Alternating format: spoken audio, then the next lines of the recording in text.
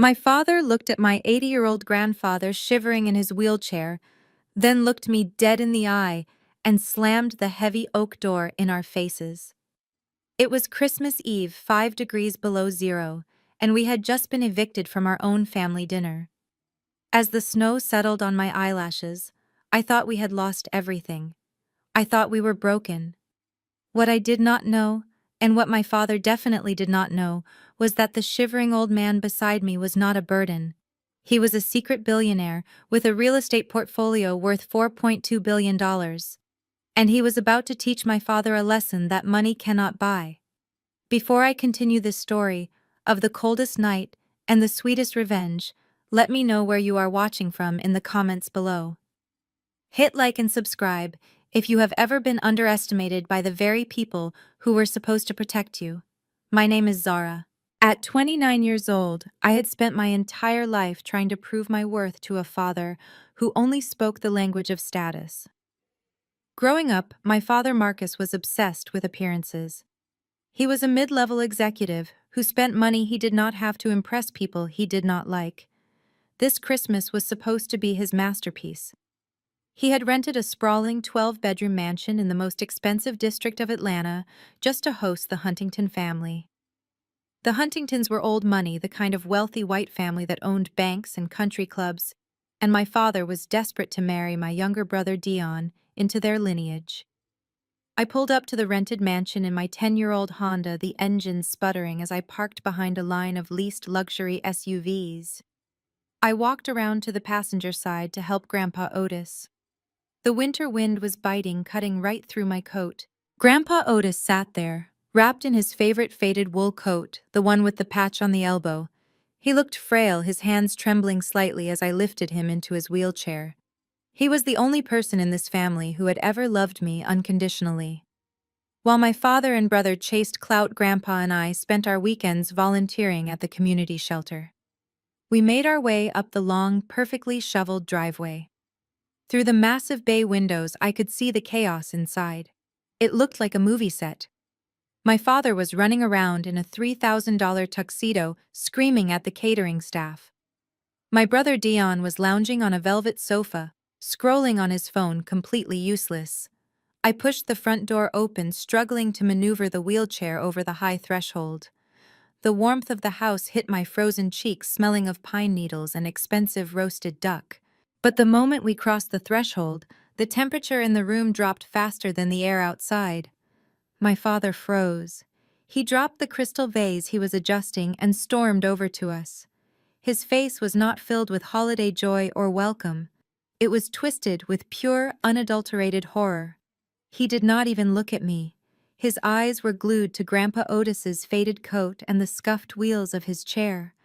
"What are you doing?" Marcus hissed, his voice low and dangerous. He looked around frantically to make sure the catering staff were not listening. "I told you to come at 6. It is 5:30. And look at him. Look at this mess." I brushed the snow off my shoulders and stood tall. "Hello to you too, Dad. Merry Christmas. We are early because the heater in my car died and Grandpa was freezing." Marcus did not care. He grabbed the handles of the wheelchair and yanked it back, almost tipping Grandpa out. I instinctively grabbed his arm. "Don't you dare touch him," I snapped. My father slapped my hand away. "Look at what he is wearing, Zara. I sent you $500 to buy him a suit. A proper suit. He looks like a homeless person. He looks like a beggar. The Huntingtons are going to be here in 20 minutes. Do you understand what that means? They own half the city. If they see this, if they see that, my father looks like he crawled out of a dumpster. The wedding is off. The deal is off. Everything I have worked for is gone." Grandpa Otis looked up, his eyes watery but sharp. "I like this coat, Marcus. It is warm." "Shut up, old man," my father spat back. "You do not get to speak. You are here because I am a benevolent son who doesn't want you to rot in a nursing home, not because I want you here." I felt the heat rise in my chest. My father stood there, smelling of expensive cologne and desperation, looking at the man who raised him with absolute disgust. "Dad, stop it," I said, my voice shaking with anger. He is your father, and this is Christmas. Who cares what the Huntingtons think? If they judge us for having an elderly grandfather, they are not worth impressing. My father laughed a cold, humorless sound. That is why you are a loser, Zara. That is why you work for a non-profit making pennies while Dion is about to marry into millions. You think small. You think like a peasant. I am trying to elevate this family, and you two are anchors dragging me down. He looked at the front door, then back at the kitchen. He grabbed the wheelchair again. You are not staying in the living room. Absolutely not. He pushed Grandpa roughly across the polished marble floor, the wet wheels leaving streaks of mud and melting snow. I ran after him. Marcus pushed the wheelchair through the swinging doors into the kitchen where the chaos of the catering staff was in full swing. The air was thick with steam and the clatter of pans. He shoved Grandpa into a tight corner near the garbage disposal behind a stack of crates. You stay here, Marcus ordered, pointing a manicured finger at Grandpa's face. You do not come out. You do not speak to the guests. You do not wheel yourself into the hallway to get a drink. If you need water, drink from the tap. He turned to me, his eyes wide and manic. And you? You are the help tonight. I told the Huntingtons you are just a distant cousin who needed work. Do not correct them. You make sure he stays quiet. If he makes a mess, you clean it up. I looked at my father, really looked at him. I saw the sweat beading on his forehead, the terror in his eyes that someone might discover he came from humble beginnings. Dad, I said quietly, you are ashamed of us. I am ashamed that you have no ambition, he corrected, straightening his bow tie in the reflection of the microwave. I am ashamed that I have to hide my own family because you refuse to look the part. Suddenly, a melodious two-tone chime echoed through the massive house. The doorbell. My father jumped as if he had been shot. He checked his watch. They are early. He smoothed his jacket and fixed a fake bright smile on his face. He leaned in close to me, his breath hot in my ear. Listen to me, Zara. One sound. If I hear one cough, one squeaky wheel, or one word from either of you that embarrasses me, I will throw you both out into the snow, and I won't let you back in. Do not test me. He spun around and marched out of the kitchen, letting the swinging door slap shut in my face. I stood there in the fluorescent light of the kitchen, surrounded by strangers in catering uniforms, who looked at us with pity. I looked down at Grandpa. He was brushing a piece of lint off his old coat. He looked up at me and winked. Don't worry, sweet pea, Grandpa whispered, reaching into his pocket. Let them have their appetizers. The main course is going to be very hard for them to swallow. I held my breath as the heavy front door creaked open. From the kitchen, through the small circular window in the swinging door, I could see them. The Huntingtons had arrived. They swept in like royalty, visiting a peasant village wrapped in furs and cashmere that cost more than my entire college tuition. Mrs. Huntington was inspecting the foyer chandelier with a critical eye, while Mr. Huntington barely acknowledged my father's eager handshake. And then there was Courtney. She looked flawless in a white silk dress that clung to her frame, her blonde hair cascading over her shoulders like a waterfall of gold. But her eyes were cold, scanning the room not with appreciation, but with calculation. My father was practically bowing to them, his laughter too loud, his posture too rigid. He was performing for his life. In the kitchen, the air was thick with tension. The catering staff moved silently around us, eyes averted, trying to pretend they did not see the old man in the wheelchair and his granddaughter hiding in the corner like fugitives. A kind young waiter had slipped Grandpa a small bowl of tomato soup, and he was eating it with shaking hands, trying to warm himself up after the freezing cold outside. I adjusted his collar, my heart aching as I saw a shiver run through his frail body. I just wanted this night to be over. I just wanted to get him home. Suddenly, the kitchen door swung open. The noise of the party surged in for a brief second before being cut off again. I spun around. It was Courtney. She stood there holding an empty wine glass, her blue eyes narrowing as they landed on us. She did not look surprised to see people back here. She looked annoyed that we were breathing the same air. She stepped forward, her high heels clicking sharply on the tile floor, a predator closing in on wounded prey. The scent of her expensive perfume, something heavy and floral, instantly overpowered the smell of the food. "So this is the help Marcus mentioned," she drawled, her voice dripping with disdain. She looked me up and down, sneering at my simple sweater and jeans. "And who is this?" She pointed a manicured finger at Grandpa Otis. I stepped between her and Grandpa. "This is my grandfather Otis, and I am Zara Marcus's daughter." Courtney let out a short, cruel laugh. "Oh, right, the black sheep. Dion told me about you, the one who works with the poor people." She shook her head, turning her attention back to Grandpa. He was still holding the warm bowl of soup, looking up at her with confused, watery eyes. Courtney took a step closer, invading his personal space. She wrinkled her nose, making a show of being disgusted. "God, what is that smell? It smells like a nursing home and mothballs. It is making me nauseous." She reached over, pretending to reach for a bottle of water on the counter behind him. As she moved, her hip bumped hard against Grandpa's arm. It was not clumsy. It was deliberate. I saw the shift in her weight, the intentional shove. "Oops," she said flatly. The bowl of hot tomato soup flew from Grandpa's trembling hands. It splashed all over his chest, soaking into the old wool coat and splashing onto his neck. Grandpa gasped in pain, dropping the spoon as the red liquid stained everything. "Oh my God!" Courtney shrieked, jumping back as if she were the one who had been burned. "Look what you did, you clumsy old fool! You almost got that filth on my white silk dress." Grandpa was trying to wipe the hot soup off his neck, wincing. "It burns," he whispered, his voice cracking. "Zara, it burns." I saw red. The fear I had felt moments ago evaporated, replaced by a white-hot rage that started in my toes and exploded in my chest. I did not think about the consequences. I did not think about the billionaires in the other room. I only saw this entitled, cruel woman standing there, worried about her dress, while my grandfather was in pain. "You did that on purpose," I said, my voice shaking, not with fear but with fury. Courtney rolled her eyes, checking her hem for spots. "Don't be dramatic. He shouldn't be here anyway. Look at him. He looks like a trash bag someone forgot to take out to the curb. Honestly, it is doing him a favor. Maybe the soup will cover up the smell of poverty." That was it. The tether snapped.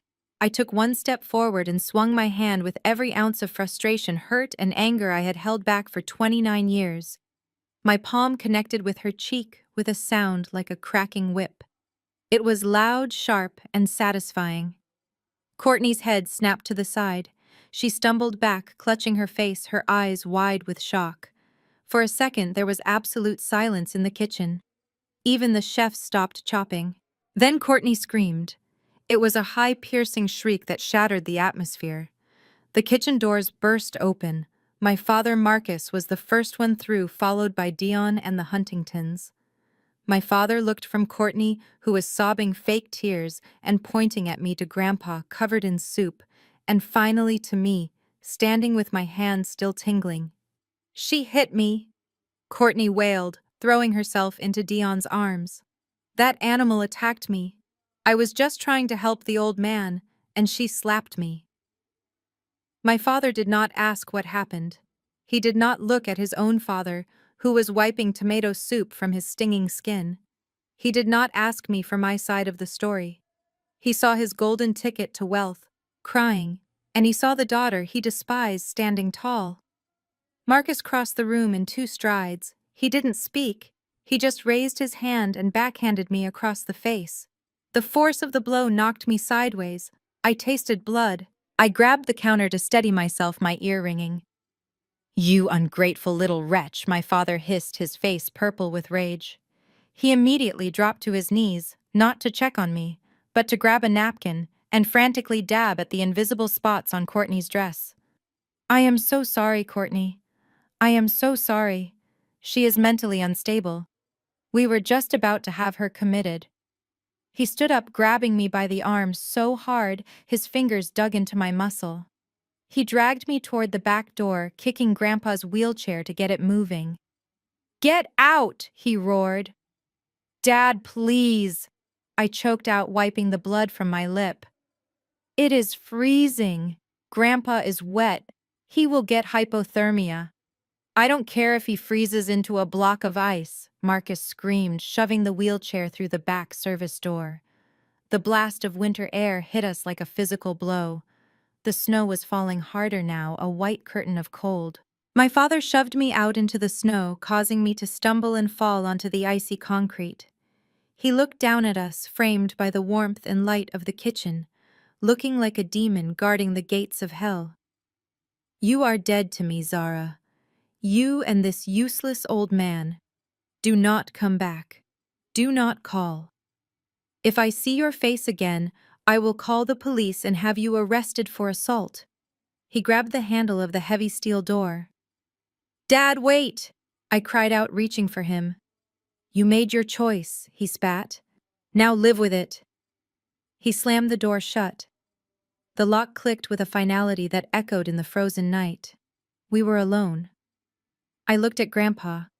The hot soup on his coat was already turning cold, freezing against his chest. We were in the middle of a blizzard miles from home with no coats, no car keys, and no family left. I crawled over to Grandpa, wrapping my arms around him to share body heat, sobbing into his wet shoulder. I thought this was the end. I really did. But then I felt Grandpa's hand on my back. He was not shaking anymore. He was calm. "Dry your tears, Zara," he said, his voice cutting through the wind. "Reach into the lining of my right armrest." I looked at him confused. "Grandpa?" "Do it," he commanded gently. My fingers fumbled with the torn fabric of his old chair until I felt something cold and metallic. I pulled it out. It was a phone. But not just any phone. It was heavy with gold inlays and a satellite antenna. "Press the green button," he said, staring at the closed door of the mansion with a look of pure cold calculation. "It is time to call the cavalry. It is time they learn who they just threw out into the cold." The voice was quiet, but it cut through the wind. It did not sound like the wavering, cracked voice of the grandfather I had been caring for over the last 5 years. It sounded strong, deep, resonant. I looked up, blinking through my tears. Grandpa Otis was looking down at me, but his eyes were not watery or confused anymore. They were clear, sharp, and burning with an intensity I had never seen before. He was sitting up straighter. The tremor in his hands was gone. "Zara, listen to me," he said, squeezing my hand with a grip that was surprisingly firm. "Stop crying. Tears are for people who have no options, and we have plenty of options." "Grandpa, what are you talking about?" I stammered, confused by his sudden change in demeanor. "You are freezing. You are confused. We need to find shelter." He shook his head slowly. "I am not confused, Sweet Pea. I have never been clearer. For 10 years I played the part of the frail, poor old man because I wanted to see who in this family actually had a heart. I wanted to know who loved Otis the man and not Otis the wallet. Tonight my own son gave me his answer. And you gave me yours." He reached down to the right armrest of his battered second-hand wheelchair. The fabric was torn and frayed, held together by duct tape. I watched mesmerized as he dug his fingernail into the seam of the armrest and ripped the fabric open. Underneath the dirty padding and foam was a sleek black panel, and in the center of that panel sat a single golden button. It glowed faintly as if powered by an internal source. "Grandpa," I whispered, pulling back. "What is that?" Grandpa looked at the mansion where the silhouette of my father could be seen raising a toast in the window. Then he looked back at me with a smirk that was terrifyingly confident. "This," he said, "is the end of their world." He pressed the gold button. For a moment, nothing happened. Just the wind and the snow. I thought maybe he was delusional after all. But then the ground began to vibrate. It started as a low hum deep in the earth and grew louder. Then lights appeared at the end of the long driveway. Not the yellow dim headlights of a taxi or a tow truck. These were piercing blue-white beams of high-intensity LED light that cut through the blizzard like lasers. One pair of lights, then two, then three. Three massive black vehicles glided up the driveway, moving with a silent predatory grace. They were enormous. As they got closer, the light from the mansion illuminated the silver hood ornaments. The spirit of ecstasy, Rolls-Royces. Three Rolls-Royce Phantoms entirely blacked out, moving in perfect formation. I scrambled back, almost falling into a snowbank. My mouth fell open. I had never seen one of these cars in real life, let alone three. They stopped perfectly in sync, just inches from where we stood. The doors of the lead car flew open before the wheels even stopped rolling. Four men in immaculate black suits and earpieces jumped out. They did not look cold. They moved with military precision.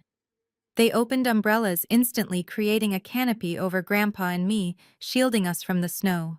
A tall man with silver hair and the posture of a refined butler stepped out of the second car. He walked straight to Grandpa Otis, ignoring the mud and the slush ruining his polished shoes. He bowed low, a deep, respectful bow that lasted a full 3 seconds. "Chairman Otis," the man said, his voice smooth and professional. "We received the distress signal. I apologize for the delay. The weather conditions required us to reroute the convoy." Grandpa Otis waved a hand dismissively. "It is fine, Winston. Just get my granddaughter out of the cold." Winston turned to me. "Madame." He gestured to the open door of the Rolls-Royce. The interior glowed with warm, ambient light. The seats looked like they were made of clouds. I stood frozen, looking from the car to my grandfather, in his rags, then back to the car. "Grandpa," I stuttered. "Whose cars are these? Who are these people?" Grandpa Otis leaned forward as two bodyguards gently lifted him from his wheelchair. They did not struggle. They handled him like he was made of porcelain and diamond. "They work for me," Zara, Grandpa said, settling into the plush leather seat of the Phantom. "Or rather, they work for OZ Holdings, my company." One of the bodyguards folded the old wheelchair. "Toss it," Grandpa commanded. "Winston, bring the heater." Winston draped a cashmere blanket over my shoulders and guided me into the car next to Grandpa. The warmth hit me instantly. It smelled of rich leather and safety. Winston leaned into the car window, his face serious. "Sir, the helicopter is on standby at the private airfield. The pilot is ready for takeoff. Where shall we take you tonight? Do you wish to go to the Hamptons estate to rest, or straight to the penthouse in Manhattan?"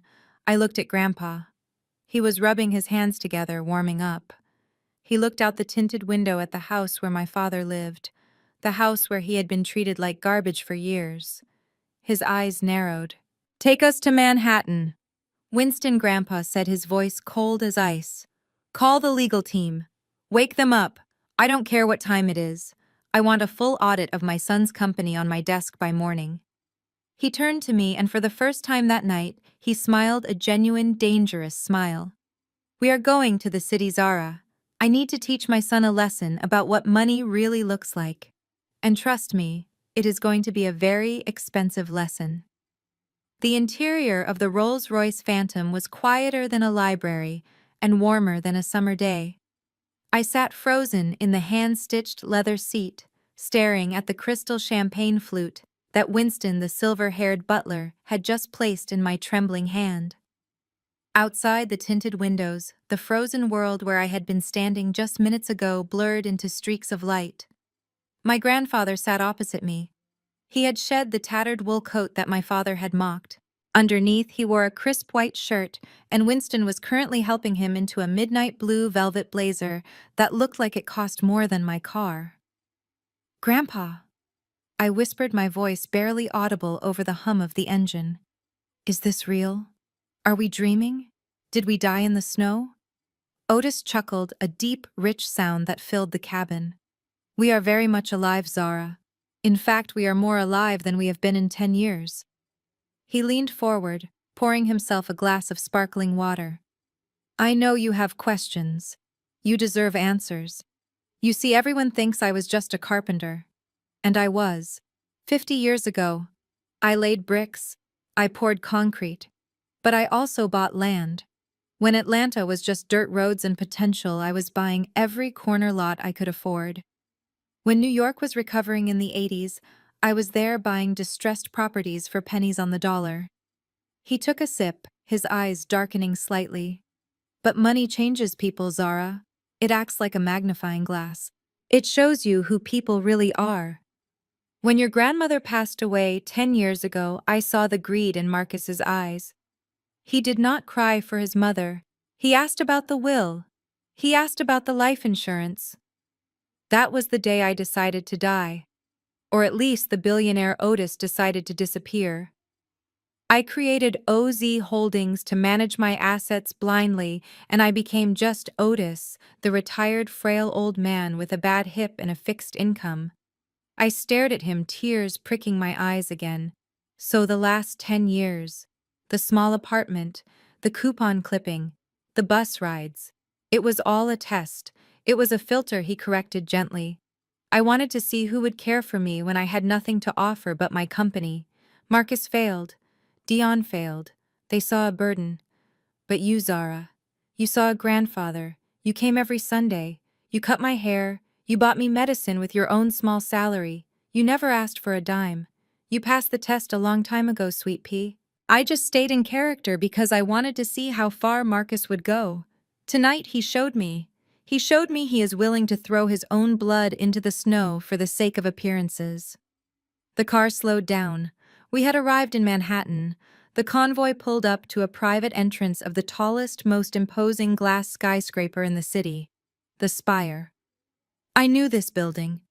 Everyone knew this building. It was the playground of the ultra-rich. We did not go through the lobby. We took a private elevator that moved so smoothly, I did not even feel it rising. When the doors opened, my breath caught in my throat. We were in the penthouse. It was a palace in the sky. The walls were made of floor-to-ceiling glass, offering a 360-degree view of the glittering New York skyline. The floors were heated marble. Art that I had only seen in textbooks hung casually on the walls. A Picasso. A Basquiat. It was $85 million of pure, unadulterated power. "Welcome home," Otis said, wheeling himself out of the elevator. He did not need help anymore. On the smooth floors of his own empire, he moved with speed and precision. He led me past a grand piano and a sunken living room to a massive office at the far end of the apartment. The desk was made of mahogany wide enough to land a plane on. Behind the desk stood a steel wall safe taller than me. "Winston, the files," Otis commanded. Winston appeared from nowhere, placing a thick leather binder on the desk. Otis placed his palm on the scanner of the safe. It beeped and hissed open, revealing stacks of gold bars, bonds, and documents. But Otis ignored the gold. He picked up a simple blue folder from the binder Winston had brought.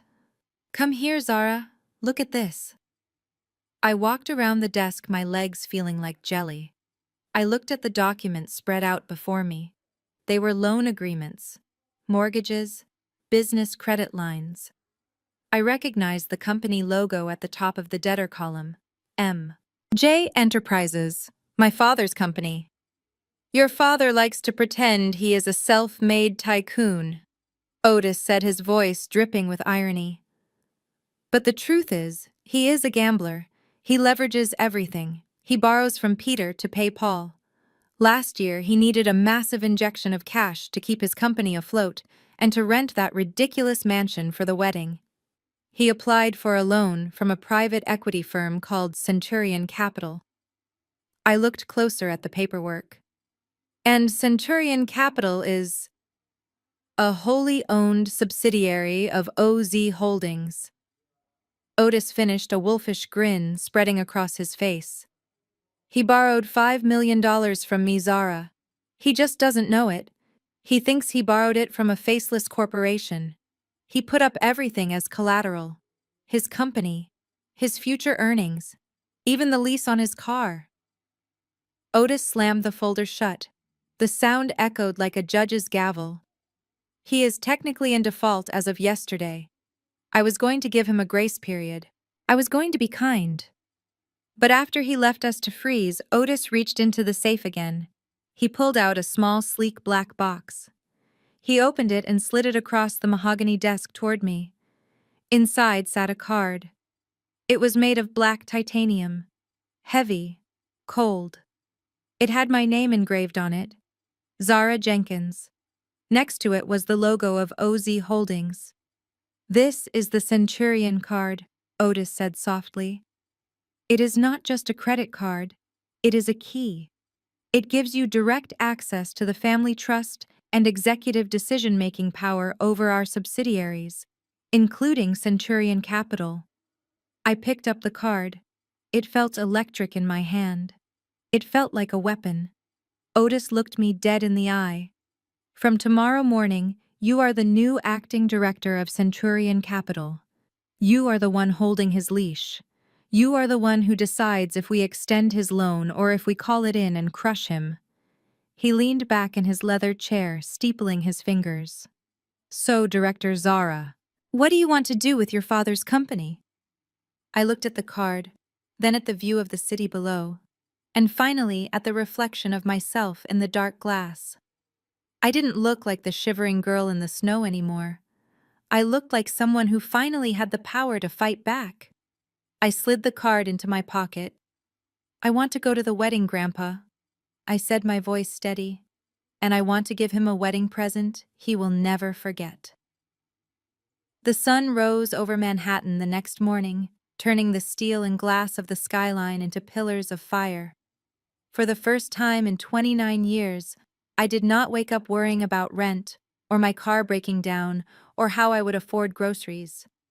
I woke up in sheets made of Egyptian cotton that felt like silk against my skin. But there was no time to luxuriate.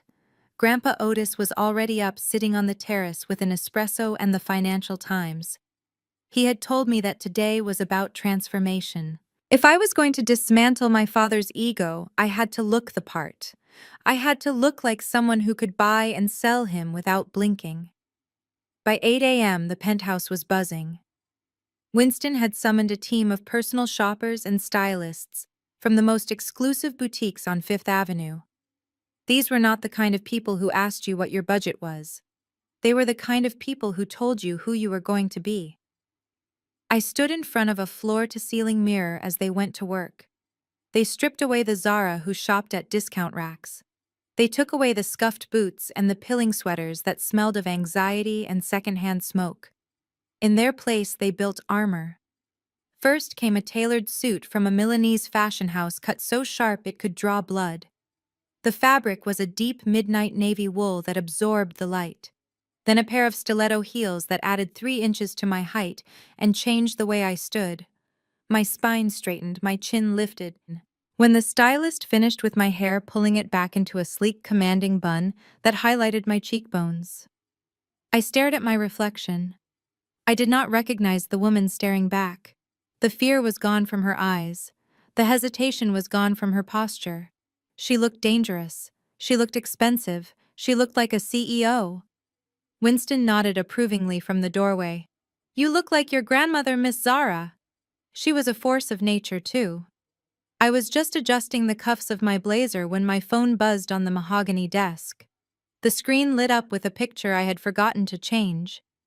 It was a photo of my father and me from my college graduation, one of the few times he had smiled at me. But the name flashing on the screen made my stomach tighten out of habit. Dad. For a second, the old Zara wanted to panic.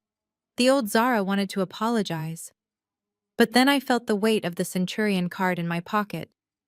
I took a deep breath, picked up the phone, and swiped answer. I did not say hello. "You finally picked up?" Marcus barked. His voice was hoarse, probably from screaming at catering staff all night. "Do you have any idea what time it is? Do you have any idea the damage control I had to do last night after you and that senile old fool made a scene?" I walked over to the window, looking down at the city. The cars looked like ants. People like my father looked even smaller. "Good morning to you too, Marcus," I said, my voice cool and steady. "Don't you take that tone with me," he snapped. "Listen, I am going to give you one chance. Just one. Courtney is distraught. She says she feels threatened. She says she cannot focus on her wedding day because she is afraid you will come back and assault her again. I almost laughed. The image of Courtney, the pampered heiress who threw hot soup on an old man feeling threatened by me, was absurd. So here is the deal. Marcus continued, his voice dropping to that patronizing register he used when he thought he was being generous. You are going to come back to the house today. You are going to apologize to Courtney, on your knees if you have to. You are going to tell the Huntingtons that you are off your medication and that you are seeking help. And then during the wedding, you are going to help the serving staff. We are short a few waiters, and it is the only way you can make yourself useful. I listened to his demands, letting the silence stretch out. He really believed he still held the cards. He really believed that his approval was the oxygen I needed to breathe. Are you listening to me, Zara? He shouted. If you don't do this, if you don't fix this, I am cutting you off completely. No more contact, no more family gatherings. You will be an orphan. I looked at my reflection in the glass. I saw the power suit. I saw the skyline. And I realized that being an orphan from his toxic family was not a punishment. It was a liberation. I will be at the wedding, Marcus. I said, my voice dropping an octave. I will be there, and I will bring a gift that none of you will ever forget. Good, he huffed, clearly misinterpreting my compliance.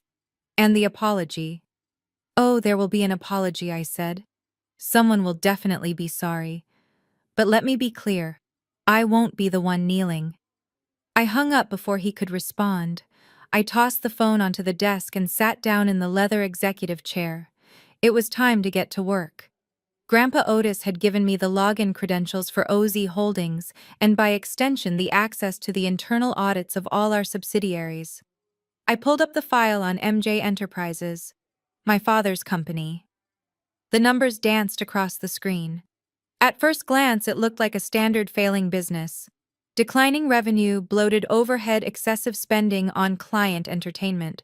But then I saw something strange. I narrowed my eyes, leaning closer to the monitor.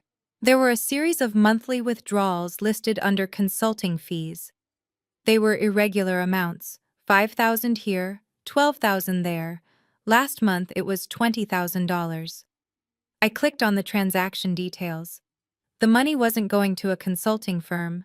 It was being routed through a shell company, but the digital footprint was sloppy. Whoever was moving this money wasn't a professional embezzler, they were an amateur. I traced the IP address of the transfers.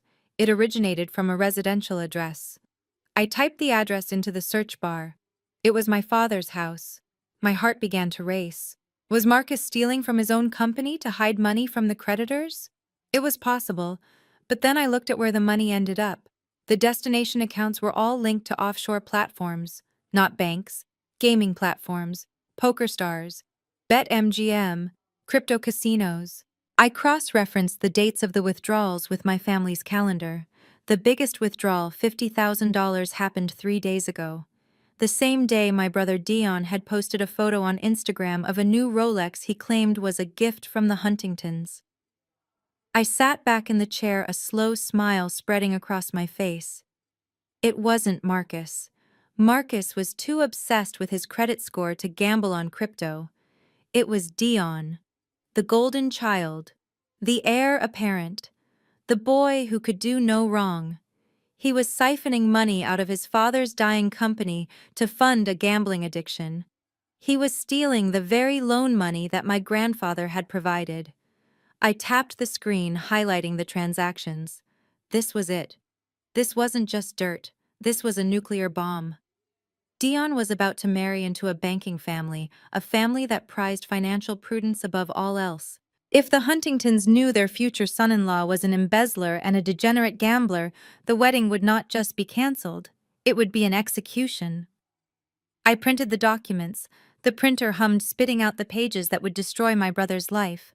I stacked them neatly in a pile. I picked up the first page and held it up to the light.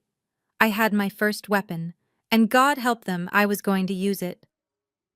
2 hours later, My father walked into the downtown branch of Centurion Capital like he owned the building. Through the security feed on my laptop screen in the penthouse, I watched him adjust his silk tie in the reflection of the glass doors. He looked composed to the outside world, the very picture of a successful businessman, but I knew better. I zoomed in on his hands. They were trembling. He was sweating despite the aggressive air conditioning. He walked straight past the line of customers and approached the receptionist's desk, flashing that charming fake smile that had fooled people for decades. "I am here to see Gary Marcus," announced, leaning casually on the counter. "Tell him it is Marcus. He is expecting me. We have some paperwork to sign for the extension." The receptionist did not smile back. She did not reach for the phone to call the branch manager. Instead, she looked down at a typed memo on her desk, then back up at him with professional indifference. "Mr. Gary Wilson is no longer handling your account, sir," she said coolly. My father's smile faltered. "What do you mean? Gary and I play golf every Sunday. I just spoke to him yesterday. Stop playing games and get him out here. I am in a hurry." "I am afraid that is not possible," she repeated, her voice void of emotion. "Your file has been flagged for immediate review by the Risk Assessment Division. You have been directed to Conference Room B. The Vice President of Asset Recovery will speak with you remotely." I watched the color drain from his face. Asset recovery. That was the polite banking term for collections. That was the department you got sent to when the bank stopped being your friend and started becoming your executioner. He tried to argue, blustering about his reputation and threatening to take his business elsewhere, but the security guard took a step forward. My father, realizing he was making a scene, straightened his jacket and marched toward the conference room. Inside the soundproof glass room, he sat alone at the long table. I sat in my grandfather's office miles away, wearing a headset with a voice modulation software running. I took a sip of water, signaled to Grandpa Otis, who was watching with a gleam in his eye, and pressed the button to activate the speaker in the conference room. I kept the camera off. To him, I was just a black screen, Mr. Jenkins. A digitally deepened, distorted voice filled the room. "Thank you for joining us." My father jumped.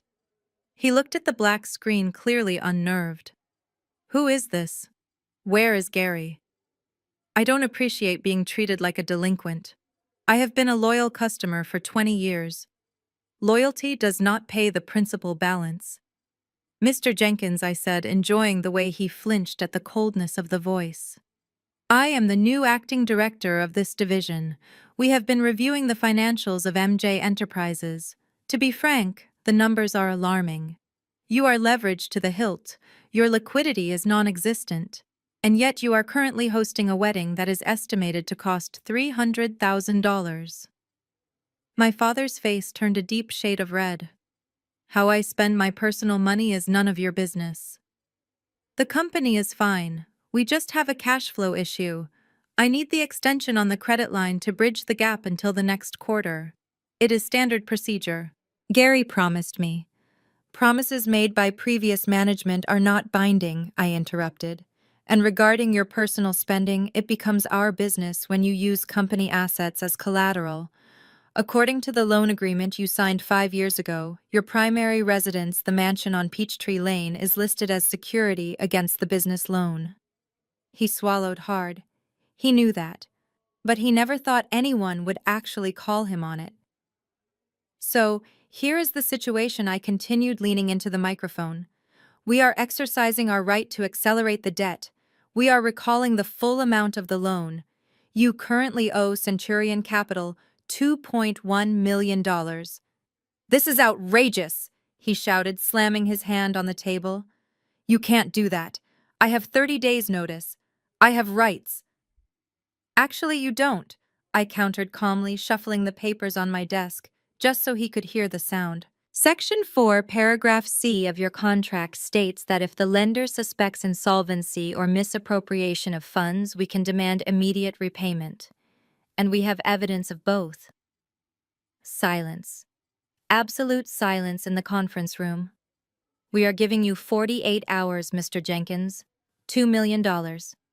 If the funds are not wired to our account by noon on the day after tomorrow, we will initiate foreclosure proceedings on your home.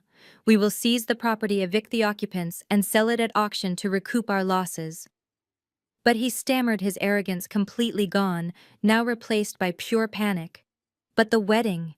The wedding is in 3 days. The reception is at the house. You can't take the house. My future in-laws, the Huntingtons, they will see the eviction notices. It will ruin me. That sounds like a personal problem, I said, channeling every ounce of coldness he had shown me the night before. Perhaps you should not have spent so much money on appearances if you could not afford the foundation. 48 hours, Mr. Jenkins. Or you will be homeless. I cut the connection before he could beg. I watched on the screen as he sat there for a full minute, staring at the blank monitor, his mouth opening and closing like a fish out of water. Then he scrambled up, knocking his chair over, and ran out of the bank. I switched feeds. I did not have cameras inside his house, but I had access to the GPS tracker on his car, another asset technically owned by the company. I watched the little dot race through the city streets, breaking every speed limit. He was heading home. He was heading to his only perceived lifeline. In my mind, I could see exactly what was happening next. I knew the layout of that house better than anyone. I knew he would burst through the front door, bypassing the confused servants, and head straight for the game room where Dion spent his days. Back at the mansion, the scene played out exactly as I anticipated. My father threw open the door to the game room. Dion was lounging on the leather sofa, playing video games, a half-eaten sandwich on his chest. He didn't even look up when Marcus stormed in. "Turn it off!" Marcus screamed, ripping the power cord out of the wall. "Hey, Dion!" yelled, sitting up. "I was on a level, boss." "What is your problem? We are in trouble," Marcus panted, loosening his tie as he paced the room frantically. "The bank. They are calling the loan. They want $2 million in 2 days, or they take the house." Dion laughed nervously. "You are joking, right? Just call your friend Gary." "Fix it." "Gary is gone," Marcus roared.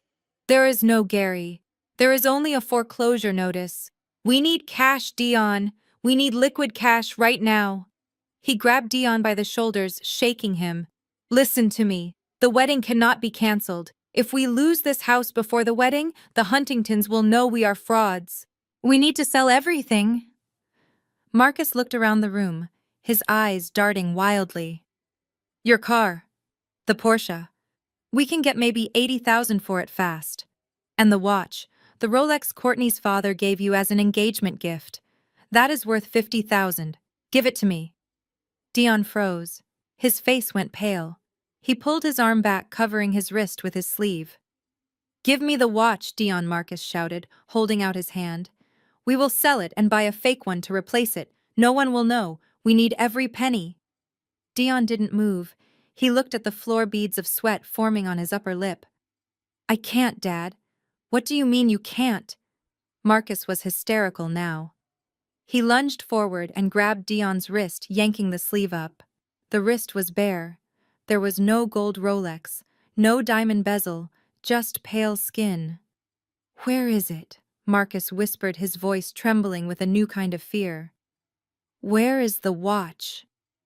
Dion pulled away, backing up against the wall. I lost it. At the gym. Someone must have stolen it from my locker." "Don't lie to me," Marcus screamed. "You never go to the gym. Where is the watch? And where are the keys to the Porsche?" Dion started to cry.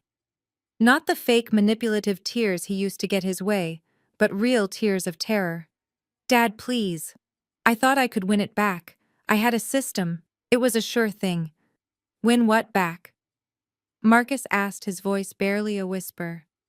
"The money," Dion sobbed. "I needed money for the bachelor party. I took a loan against the car title. And the watch. I sold it to a guy in Jersey. I put it all on Black Dad. I thought I could double it. I thought I could help you pay for the wedding." Marcus stumbled back as if he had been physically struck. He collapsed onto the sofa, staring at his golden child. "You sold the car. You sold the gift from the Huntingtons." "I lost it all," Dion wailed, sliding down the wall to the floor. I lost it all last night. I don't have $1, Dad. I owe bookies another 50 grand. If I don't pay them, they said they are coming to the wedding to break my legs." The room fell into a horrified silence. My father sat there, the weight of his entire life collapsing on top of him. No money, no assets, a son who was a thief and a gambler, and a deadline of 48 hours before the world found out he was a fraud. Miles away in the penthouse, I took off my headset. I looked at the stack of gambling records on the desk. This was just the beginning. The money was gone. Now it was time to take away their dignity. The afternoon sun reflected off the polished glass doors of the flagship Tiffany store on Fifth Avenue. I adjusted my oversized designer sunglasses and stepped inside. The air conditioner hummed with a scent of expensive perfume and old money. For the first time in my life, I did not feel like an intruder in a place like this. I walked across the plush carpet, my heels clicking with a rhythm that demanded attention. I was not here to browse timidly. I was here to find a retirement gift for Grandpa Otis, something timeless to replace the cheap watch he had worn for 20 years to maintain his cover. I was examining a platinum chronograph in a private viewing case when the peaceful atmosphere shattered. I heard a high-pitched laugh that made the hair on the back of my neck stand up. It was a laugh I knew better than my own name. It was Courtney. I stiffened but did not turn around. In the reflection of the glass display case, I saw them. Courtney and her mother, Mrs. Huntington, were sweeping through the entrance like they owned the building. They were flanked by 2 sales associates who were practically bowing as they walked. Courtney was pointing at things, randomly demanding to see trays of diamonds, treating the staff like personal servants. I tried to focus on the watch, hoping they would move to the bridal section on the second floor. But luck was not on my side. Courtney's eyes scanned the room and landed on me. Or rather, she landed on the diamond-encrusted necklace that the associate had just placed on the velvet tray next to the watch I was viewing. "Oh my God, Mom! Look at that!" Courtney squealed, pointing directly at my station. "That is the exact necklace I wanted for the rehearsal dinner. It matches my earrings perfectly." She marched over her mother, trailing behind her, with a look of bored entitlement. Courtney did not recognize me. With my hair pulled back in a sleek bun, the dark sunglasses covering half my face, and the $3,000 navy suit, I looked nothing like the girl she had covered in soup the night before. To her, I was just an obstacle. She reached over my shoulder, her manicured hand snatching the necklace right off the velvet tray before I could even pick it up. "Excuse me," she said to the sales associate helping me, ignoring my presence entirely. "Why is this out here? I told your manager to put the eternity collection aside for me. I am a Huntington. We have an account here." The associate, a young man named Pierre, who had been very polite to me until this moment, looked nervous. He glanced at Courtney, then at Mrs. Huntington, and finally at me. He saw 2 women he recognized from the society pages, and 1 woman he didn't know. The calculation in his eyes was instant and disappointing. "I am so sorry, Miss Huntington," Pierre stammered. "I didn't realize. This lady was just looking at it." "Looking is free," Courtney scoffed, dangling the $50,000 necklace from her finger. "But buying is a different story. And frankly, I don't think she looks like a buyer. She looks like a personal shopper or an assistant." She turned to me, a smirk playing on her lips. "You don't mind, do you? I am getting married this weekend, and this is essential. You can find something in the silver section downstairs. It is much more affordable." Mrs. Huntington chuckled. "Yes, run along, dear. Let the adults talk business." I felt a familiar heat rising in my chest, but this time it wasn't shame. It was amusement. I slowly turned to face them, keeping my expression neutral behind the dark lenses. I was not finished viewing, that I said, my voice low and controlled. "Please put it back." Courtney blinked, surprised that the assistant was talking back. "Excuse me, do you know who I am?" "I know exactly who you are," I said. "You are a woman with bad manners and a fiancé who gambles away his inheritance." The color drained from Courtney's face. Mrs. Huntington gasped. Pierre, the sales associate, looked terrified. How dare you? Mrs. Huntington hissed. Pierre, get the manager. Immediately. I want this person removed from the store. She is harassing us. The manager, a tall man with a thin mustache named Mr. Sterling, hurried over. He had clearly sensed the disturbance in the force of his wealthy clientele. What seems to be the problem, ladies? Mr. Sterling asked, clasping his hands. This woman is refusing to give up the necklace I reserved, Courtney lied smoothly, putting on her victim voice. And she just insulted my family. I want her gone. If she stays, the Huntingtons will never spend another dime in this establishment. Mr. Sterling turned to me. His face hardened. Miss, I am going to have to ask you to leave. We value our VIP clients and we cannot have you disturbing them. Please step away from the counter. I did not move. I stood my ground, feeling the Centurion card burning a hole in my pocket. So that is how it works? I asked Mr. Sterling. You kick out the quiet customer to please the loud one just because of their last name. Mr. Sterling sighed, looking at his watch. Miss, please. Don't make me call security. You are clearly out of your element here. I smiled. It was a cold, sharp smile.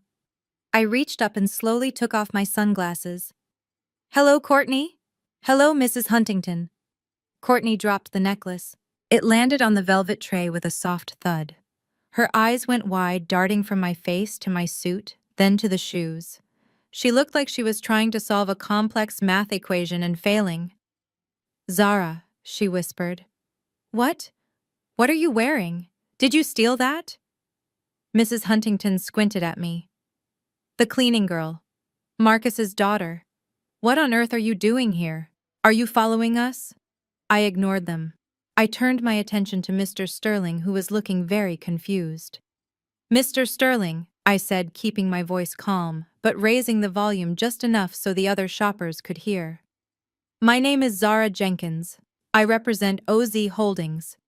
I reached into my pocket and pulled out the black titanium card. I placed it gently on the glass counter. It made a heavy metallic clink that sounded like a gavel striking a sound block. Mr. Sterling stared at the card. His eyes bulged. He knew what that card was. It was the Centurion, but not just the regular black card. It was the business tier, the kind with no spending limit, the kind that invited you to private islands. I want to make a purchase, I said, tapping the card with my index finger. Mr. Sterling swallowed hard. Of course, Miss Jenkins. What?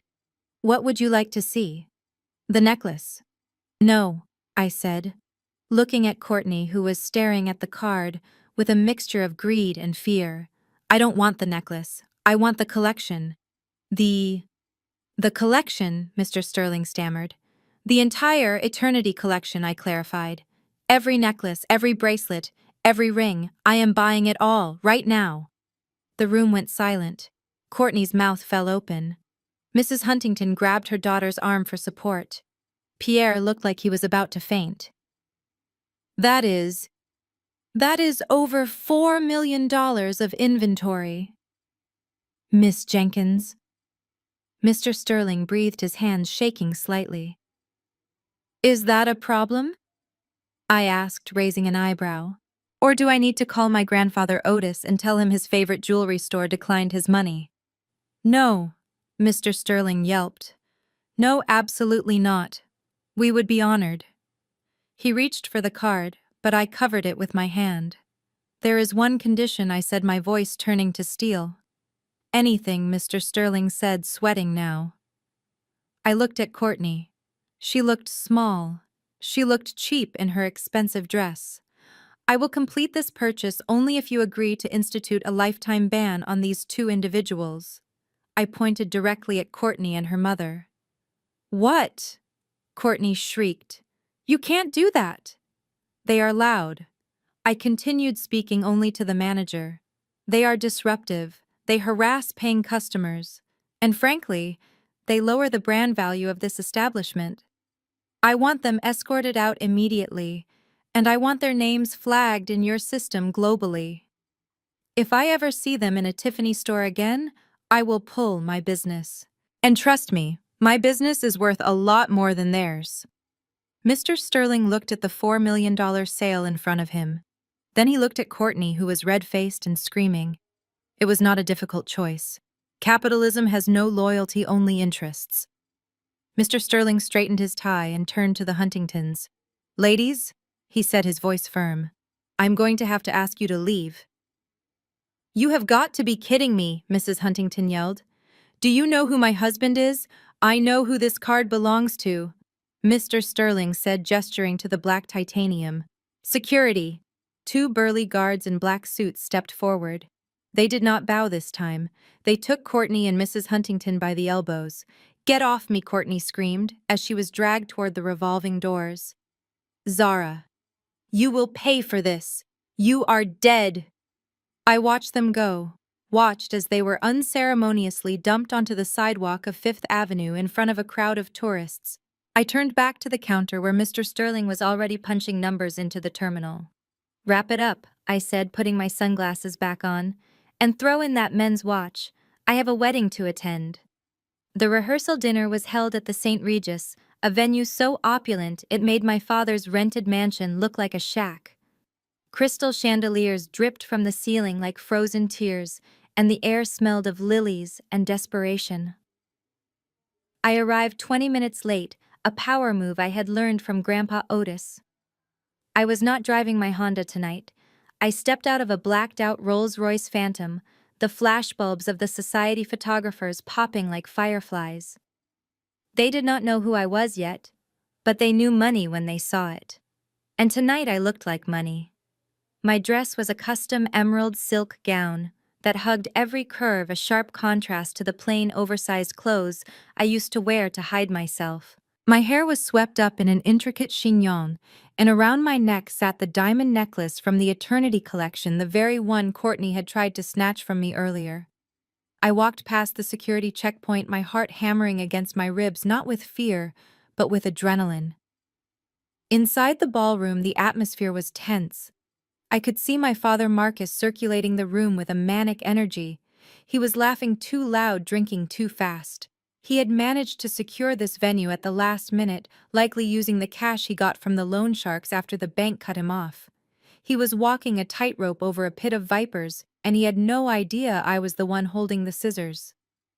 Mr. Huntington was standing near the bar, looking bored. He was a man who only cared about two things: his bank balance and his golf handicap. Grandpa Otis had arranged my entry perfectly. A quick call to an old associate meant that tonight I was not Zara Jenkins, the unwanted daughter. I was ZJ, the representative of a private equity firm looking to acquire mid-sized banks. Mr. Huntington had been begging for a meeting with my firm for months. I approached the group. My father was currently bragging to Mr. Huntington about his imaginary real estate portfolio. And of course, we are looking to expand into the European market next quarter, Marcus was saying, swirling his scotch. The opportunities in London are just too good to pass up. Mr. Huntington nodded politely, his eyes scanning the room for someone more important. Then he saw me. His eyes widened. He tapped my father on the shoulder. Marcus, quiet down. Mr. Huntington whispered, I think that is her. That is the investor from OZ Holdings. My father turned around. He looked right at me. For a second time, stopped. I waited for the recognition. I waited for him to scream, to point, to call security, but he didn't.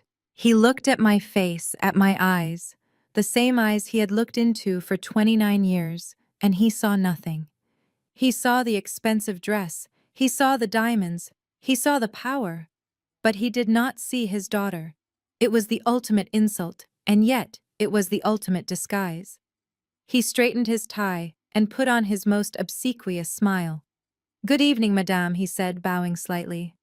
I am Marcus Jenkins. It is an honor to have you here. I extended my hand, my expression cool and detached. I did not smile. Mr. Jenkins, I have heard a lot about you. He beamed clearly, thinking his reputation preceded him in a good way. Only good things, I hope.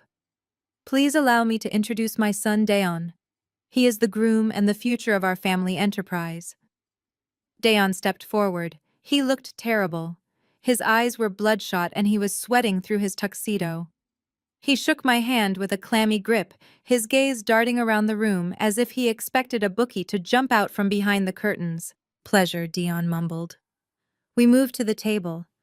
I was seated in the place of honor right between Mr. Huntington and my father. Courtney sat across from me.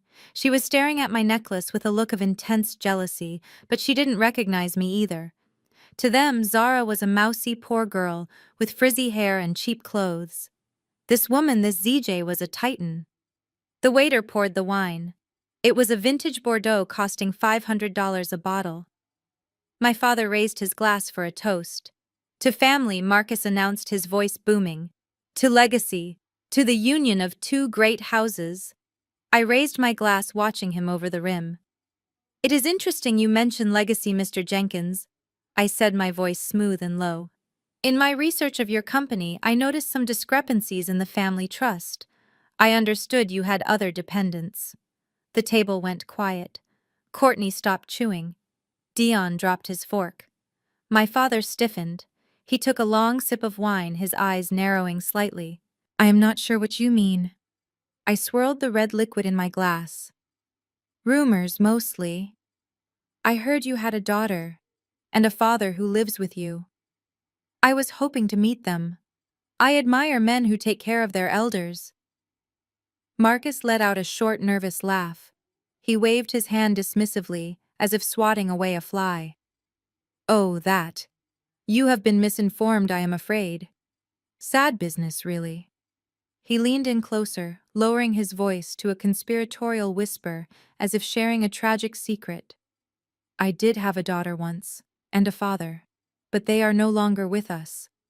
I felt a cold chill run down my spine. "What do you mean?" I asked, gripping the stem of the wine glass so hard I thought it might snap. "They passed away." Marcus lied, his face arranging itself into a mask of fake sorrow. "A car accident, years ago. It was a terrible tragedy. My father was a good man, but he was troubled. And my daughter, well, she had her own demons. It was a dark time for the family. But we persevered. Now it is just Dion and me. We are the survivors." I stopped breathing. I stared at him. This man who had raised me. This man who had thrown me out into the snow just 24 hours ago. He had not just erased me from his life, he had erased me from existence. He had killed me off to save face in front of a potential investor. Dion nodded along, taking a huge gulp of wine. "Yeah. Real sad. We miss them every day." Courtney chimed in, eager to be part of the conversation. "It was heartbreaking. Marcus is practically a saint for how he handled it. He is so strong." I felt the rage rising in my throat like bile. I wanted to flip the table. I wanted to scream that I was sitting right there, that his father was alive and richer than he could ever dream of being. I wanted to shatter his lie into a million pieces. But I didn't. I forced my hand to relax. I took a slow sip of the expensive wine. It tasted like blood. I set the glass down with a deliberate click. "That is truly tragic, Mr. Jenkins," I said, my voice devoid of emotion. "I hate to hear about wasted potential. But I suppose some branches of the family tree need to be pruned for the others to flourish." "Exactly," Marcus said, relieved that I bought his story. "You understand business. You understand that sometimes you have to cut your losses." He smiled at me, a smile of complicity. He thought we were the same. He thought we were both sharks. He had no idea. I checked my watch. It was almost time. I had one more card to play tonight, one more little push to send them over the edge before the grand finale at the wedding. I turned to Mr. Huntington. "By the way, sir, I received an interesting email this morning regarding the groom's financial standing. I think you should see it." I signaled to the waiter, who handed a tablet to Mr. Huntington. On the screen was the video I had prepared. It wasn't the gambling video yet. No, I was saving that. This was a video of Dion at a nightclub 2 nights ago, bragging to a stripper that he was only marrying Courtney for her daddy's money so he could pay off his debts. I watched Mr. Huntington's face turn purple. I watched Courtney lean over to see the screen. I watched the color drain from Dion's face as he realized his private confession was now public property. I stood up, smoothing my silk dress. "If you will excuse me," I said to the stunned table. "I have an early morning. But I will see you all at the wedding. I have a feeling it is going to be an event to die for." I walked away as the shouting started behind me. I didn't look back. I just walked out into the cool night air where the Rolls-Royce was waiting. One lie down. 1,000 truths to go. I walked to the edge of the ballroom, standing in the shadows where the light from the crystal chandeliers could not reach me. I watched them. The happy family. My father Marcus was clinking his glass against a spoon, signaling for silence. He was about to give a speech that was undoubtedly filled with lies about honor and integrity. But I was not going to let him speak. I reached into my clutch and pressed the send button on my phone. A single message to Winston, who was waiting in the control booth. Execute. Suddenly, the lights in the ballroom flickered and died. A murmur of confusion rippled through the crowd. A spotlight hit the massive projection screen behind the head table. Everyone turned, expecting to see a montage of childhood photos or a romantic slideshow of Courtney and Dion. My father smiled, adjusting his tie, thinking this was a surprise gift from the wedding planner. But it was not a slideshow. Static hissed through the speakers, loud and jarring. Then an image flickered into focus. It was grainy black and white footage time-stamped 48 hours ago. The location stamp in the corner read, "The Diamond Flush Casino Staff Exit." The room went dead silent. On the screen, my brother Dion was not looking like the polished groom sitting at the table. He was a mess. His shirt was torn, his face was bruised, and he was on his knees in a dirty alleyway. Standing over him were two large men with thick necks and baseball bats. "Please." Dion's voice cracked through the ballroom speakers, shrill with terror. "Please, Rocco, I just need a little more time. The wedding is on Saturday. Once I am married, I will have access to everything." "Everything," one of the thugs grunted. "You owe us 50 grand, kid. I can get you more than that." Dion sobbed on screen, grabbing the thug's pant leg. "Listen to me. My father-in-law is Charles Huntington. He runs the biggest private bank in the state. I have seen where he keeps his passwords. I can get you the client list. I can get you the security codes to the vault. Just don't break my legs, please. I will sell them out. I will give you whatever you want." A collective gasp sucked the air out of the room. It was a sound of pure shock. I looked at the head table. Mr. Huntington was no longer looking bored. His face had turned a deep, violent shade of purple.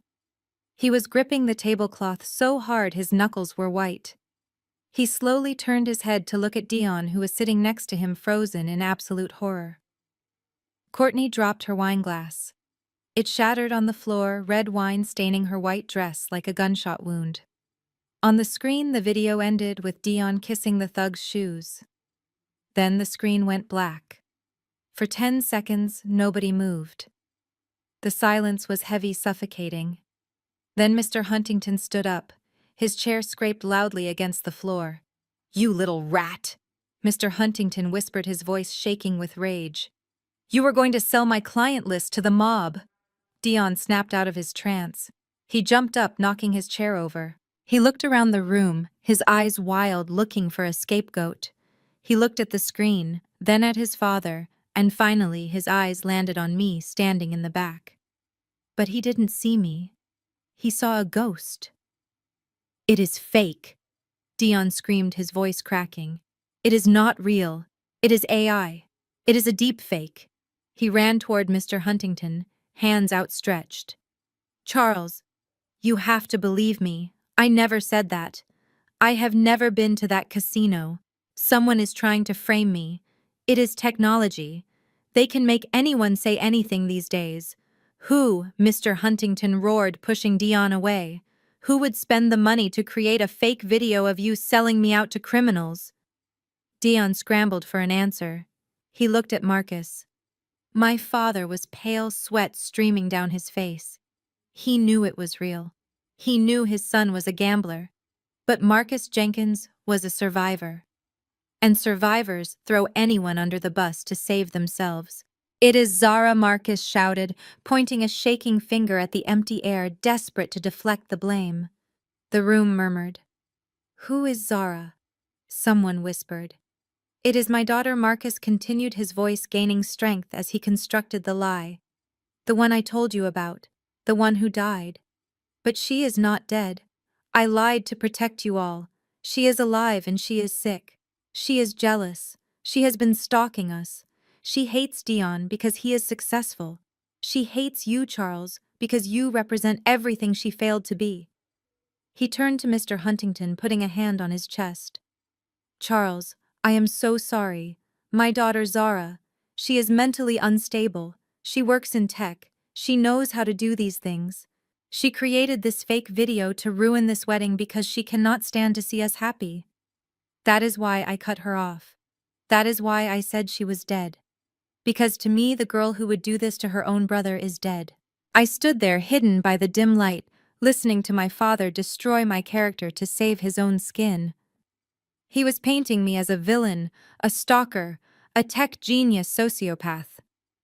He was using my name, the name he had forbidden me to speak in his house, as a shield to protect his golden child. Dion latched onto the lie like a drowning man. Yes. Yes, it is Zara. She sent me threatening texts. She said she would destroy me. She made this video. Look at the pixels. It is fake. I love you, Courtney. I would never betray your family. Courtney looked unsure. She wanted to believe him. She wanted the fairy tale to continue. She looked at her father. Daddy, maybe they are right. You know how crazy people can be. Mr. Huntington hesitated. He looked at Marcus, who was nodding vigorously, the picture of a heartbroken father. I stepped forward. My heels clicked on the parquet floor. The sound cut through the murmuring crowd. I walked out of the shadows and into the pool of light in the center of the room. That is a fascinating story, Mr. Jenkins, I said, my voice calm, projecting to every corner of the room. Everyone turned to look at me, the mysterious investor. ZJ. My father looked at me, confusion in his eyes. He wiped the sweat from his brow. Madame ZJ, I am so sorry you had to witness this family tragedy. Please ignore this. It is just a bitter, estranged relative trying to cause trouble. I smiled. It was not a nice smile. You say this video is a deepfake created by your unstable daughter, Zara? I asked, taking a slow step toward the head table. Yes, Marcus insisted. She is capable of anything. And you say she is doing this because she is jealous of your success and your son's integrity. Absolutely, Marcus said, regaining his confidence. She has always been the black sheep. I reached up and slowly unpinned the intricate chignon in my hair. The dark locks fell around my shoulders, framing my face. I took off the heavy diamond earrings. I wiped the dark lipstick from my mouth with the back of my hand. I looked at him. I really looked at him. Marcus squinted. He tilted his head. Dion stopped breathing. Interesting, I said, dropping the investor accent and using my own voice, the voice he had silenced for 29 years. Because if Zara is the one making the video, then who is standing right in front of you? My father's eyes went wide. His jaw dropped. He looked like he had seen a ghost. Zara, he whispered. I laughed. A dry, cold sound. Hello, Dad. Hello, Dion. It is amazing how much a $3,000 suit and a little confidence can change a person. You didn't even recognize your own daughter across the dinner table. That is how little you ever looked at me. Dion pointed at me, his hands shaking uncontrollably. It is her. See? I told you. She is here. She is the one doing this. I turned to the crowd, addressing the hundreds of guests. My brother and father are right about one thing. I am Zara. And I did bring that video, but I didn't make it. I didn't need to use AI to make Dion look like a criminal. He did that all by himself. I turned back to Mr. Huntington. You want proof it is not a deepfake, sir? Deepfakes don't come with bank transfer records. I pulled a folded piece of paper from my clutch. This is a transaction record from the OZ Holdings secure server. It shows a transfer of $50,000 from Marcus Jenkins's business account to an offshore gambling site.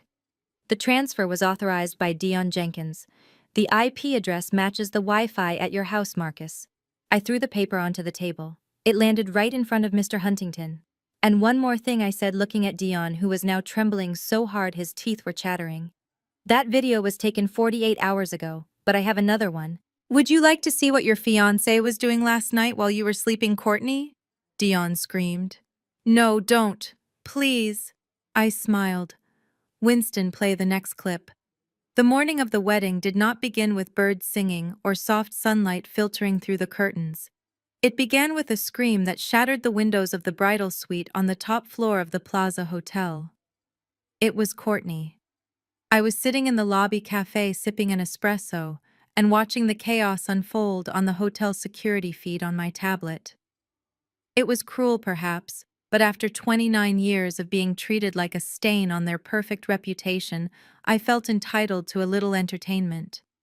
Courtney was standing in the middle of the room wrapped in a silk robe, her face a mask of absolute horror. The dress rack that was supposed to hold her $50,000 custom Vera Wang gown was empty.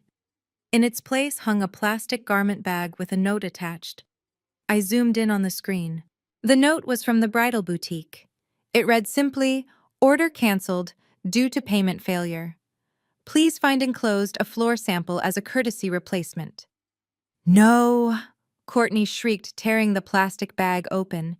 Inside was a dress, but it was not the white silk masterpiece she had ordered.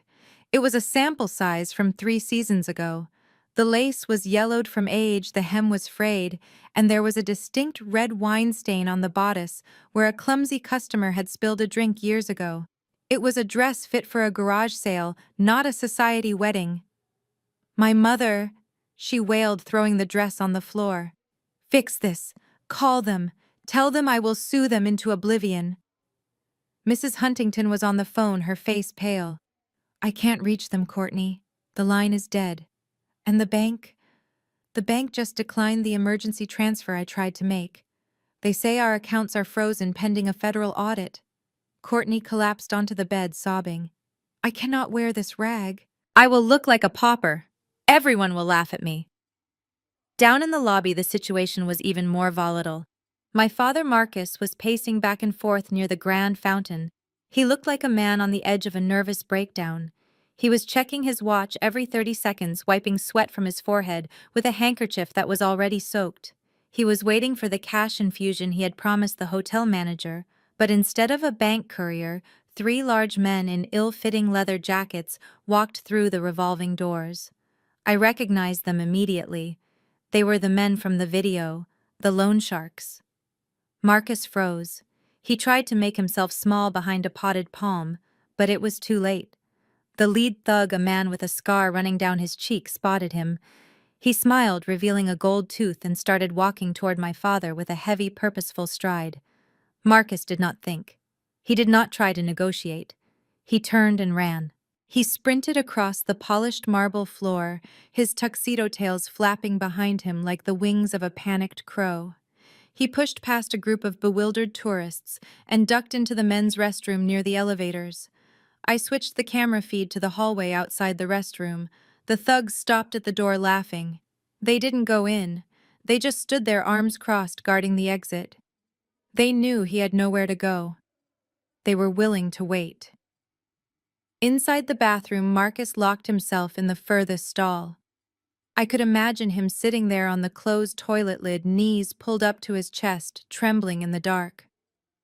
The great Marcus Jenkins, the man who claimed to be a tycoon, was hiding in a public bathroom to avoid getting his legs broken on his son's wedding day.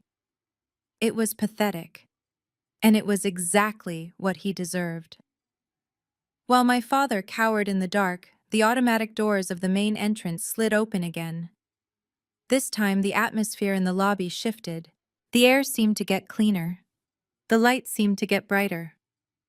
Grandpa Otis rolled in. He was not wearing the tattered coat or the old blanket anymore. He was wearing a bespoke Italian suit in a shade of charcoal gray that shimmered under the lights.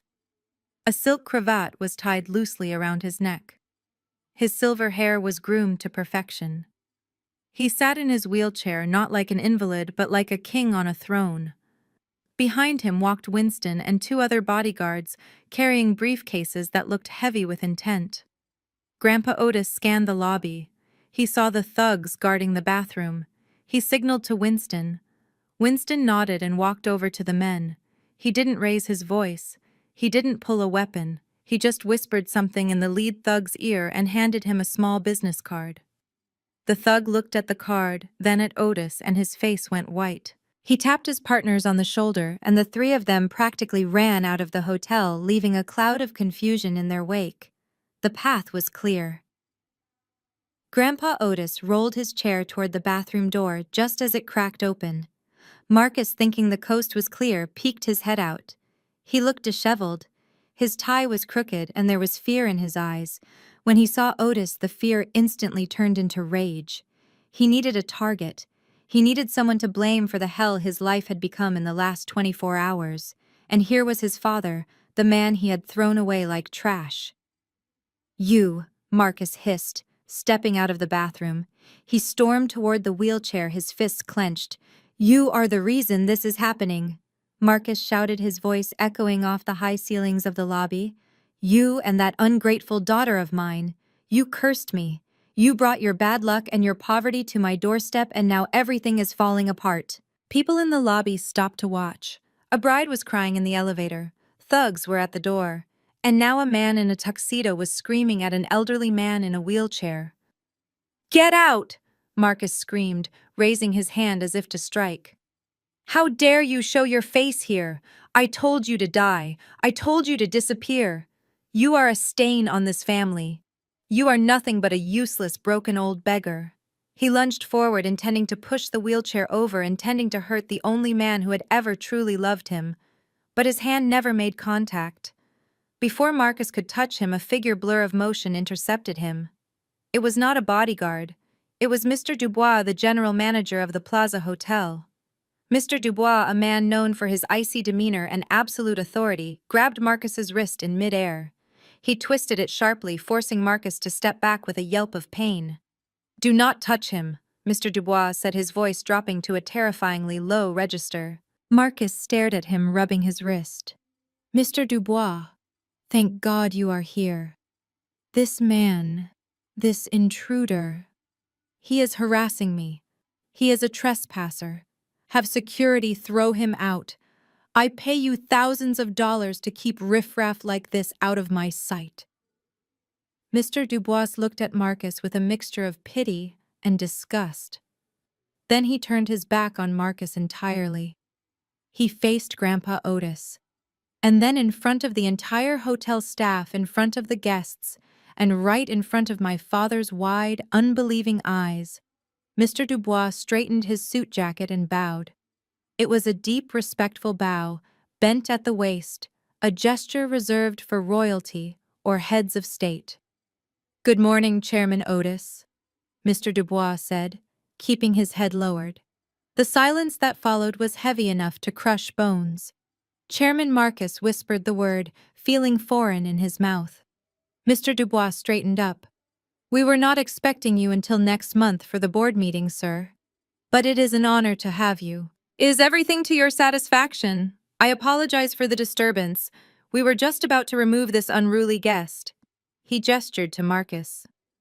My father looked from the general manager to the old man in the wheelchair. He looked at the Italian suit. He looked at the bodyguards. And for the first time, he really looked at the eyes of his father.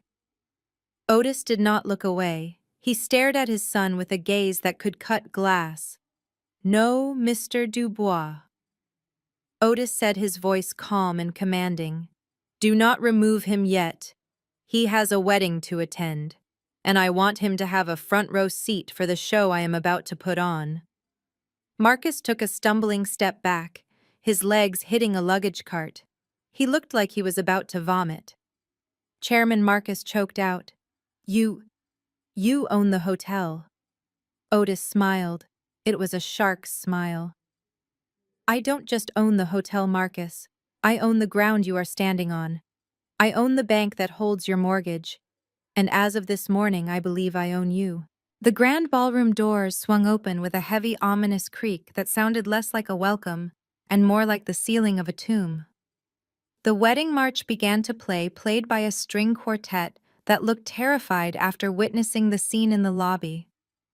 I sat in the front row, the seat usually reserved for the mother of the groom, a spot my father had left empty in honor of his fake grief. But today, I filled it.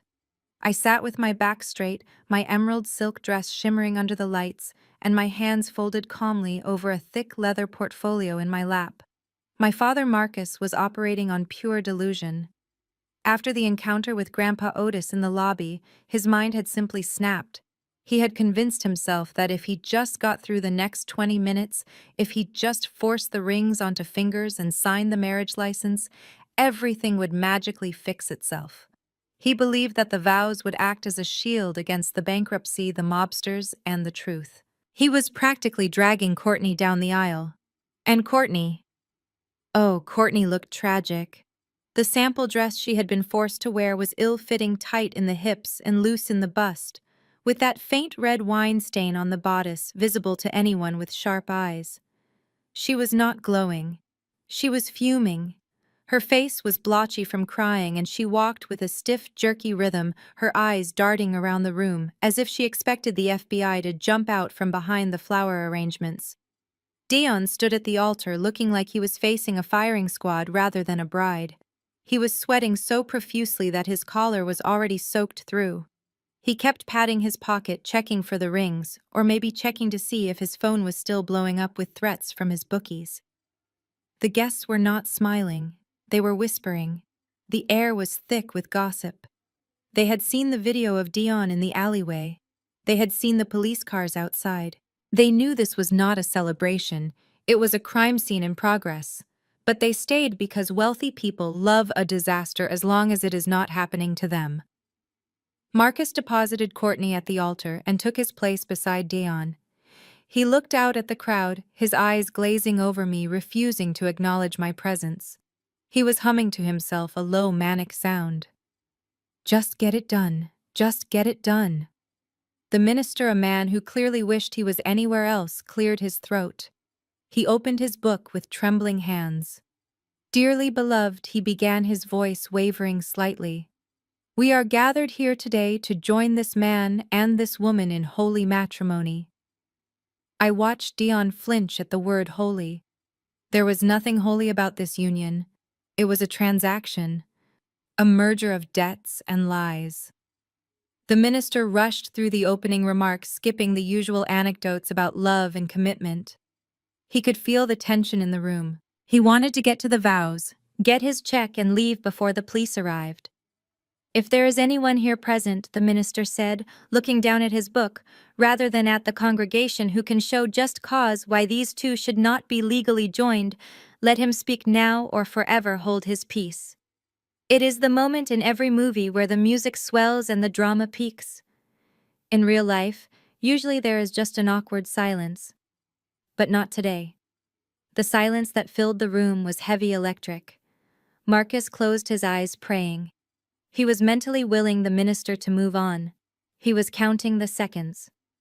1, 2, 3. I let the silence stretch for 5 seconds. I wanted them to think they were safe. I wanted them to exhale. Then I stood up. The sound of my heels clicking on the marble floor was the only sound in the room. I didn't shout. I didn't wave my arms. I just stood there, towering over the seated guests in the front row. I object, I said. My voice was calm, clear, and carried to the back of the room without a microphone. Marcus's eyes snapped open. Dion looked like he was going to faint. Courtney spun around her veil, whipping across her face. At first, they didn't process who I was. They saw the expensive dress, the diamonds, the hair. They saw ZJ, the investor. Miss ZJ. Marcus stammered, stepping forward, his hands raised in a placating gesture. Please, this is a misunderstanding. Whatever you have heard, we can discuss it after the ceremony. This is a private family moment.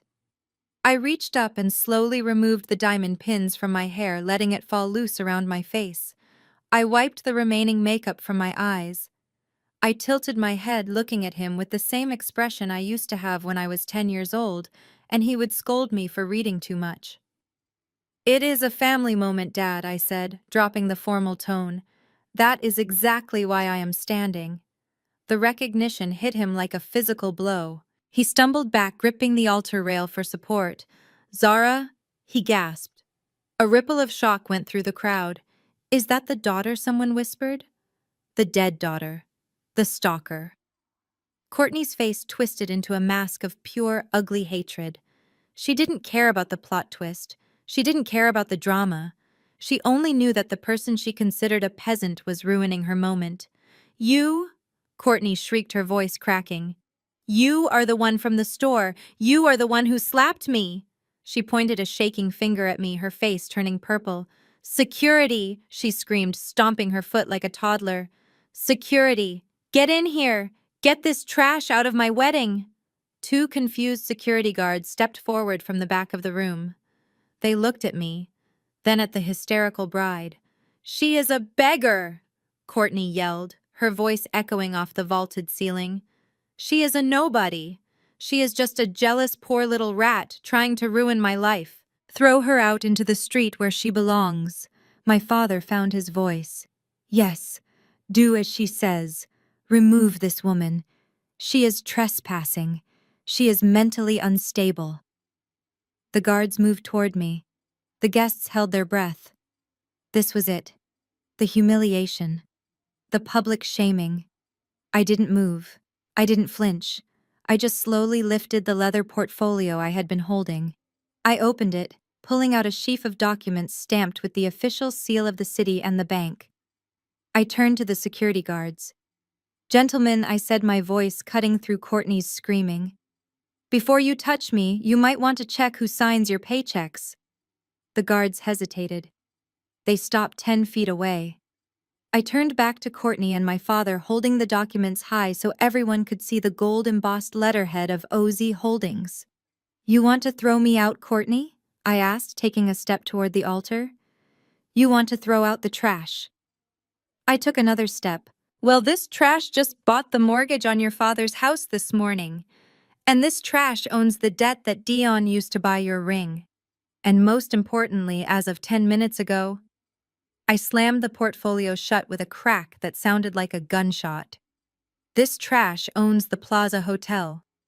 I looked at the security guards. "I am the new owner of this building, and I don't recall giving permission for a wedding to be held in my ballroom." I turned back to Courtney, whose mouth was hanging open, her eyes wide with terror. So I asked, smiling coldly, "Who exactly are you planning to throw out? Because it looks to me like you are the ones trespassing on my property." I stepped onto the marble altar, the heels of my shoes clicking with a rhythm that sounded like a countdown. I stood between the trembling groom and the hysterical bride, effectively taking the place of the minister. The room was so quiet that I could hear the hum of the air conditioning and the ragged breathing of my father, Marcus. He looked at me with a mixture of terror and confusion, his eyes darting from my face to the leather portfolio I had placed on the lectern. He wanted to stop me, he wanted to drag me away, but the presence of the hotel security guards, who were now looking at me with deference rather than aggression, held him frozen in place. I opened the portfolio. The sound of the leather parting was sharp and distinct. I pulled out the first document, a heavy piece of paper with a raised seal. I held it up, turning slowly so that both the family on the stage and the guests in the audience could see it. "Let us start with the foundation of your lies, Marcus," I said, my voice projected clearly through the microphone I had taken from the stunned minister. "You have spent years telling everyone, including the Huntingtons, that you are a real estate mogul. You bragged about the family estate on Peachtree Lane. You called it your ancestral home." I looked at Courtney, who was clutching her bouquet so hard the flowers were snapping. "Courtney, do you remember when you told me that I didn't belong in that house? Do you remember saying that I was just a guest in your future empire? Well, I have news for you. Marcus doesn't own that house." I turned to my father. "This is the property deed for 42 Peachtree Lane." The owner listed is not Marcus Jenkins, it is OZ Real Estate Trust. And the sole beneficiary of that trust is the man you just tried to assault in the lobby. Otis Jenkins. A gasp rippled through the crowd. Marcus turned a sickly shade of gray. That is right, Dad, I continued, flipping the page. You have been paying rent to your own father for 20 years, and according to this ledger, you are 3 months behind. You are not a landlord. You are a tenant. And as the new executor of the trust, I am afraid I have some bad news. Your lease is terminated, effective immediately. Marcus made a choking sound, clutching his chest. But I did not give him time to recover. I pulled out the second document. And then, there is the matter of your business, MJ Enterprises. You told Mr. Huntington that you were looking for investors for a European expansion. But the truth is, you were looking for a lifeline because your company is technically insolvent. I held up a stack of bank transfer records. Yesterday, the debt you owed to Centurion Capital was sold. It was purchased by a private holding company. My company. I looked Mr. Huntington in the eye. Sir, the man standing next to you does not own a company. He owns a massive liability. I now hold the note on every piece of equipment, every vehicle, and every future revenue stream of MJ Enterprises. If I wanted to, I could liquidate his entire life before the reception dinner is served. Mr. Huntington stepped away from Marcus as if he were contagious. He looked at his son-in-law to be Dion with pure disgust. But money is just money, I said, softening my voice deceptively. We can always make more money. But character loyalty. That is something you cannot buy. I turned my attention to Dion. He was shaking so hard his knees were knocking together. He knew what was coming. He pleaded with me with his eyes, a silent, desperate beg for mercy. But I remembered the way he had laughed when I was thrown out into the snow. I remembered the way he had stolen from the family to gamble. I pulled out the final piece of evidence. It was not a document. It was a series of high-resolution photographs. Courtney, I said, addressing the bride.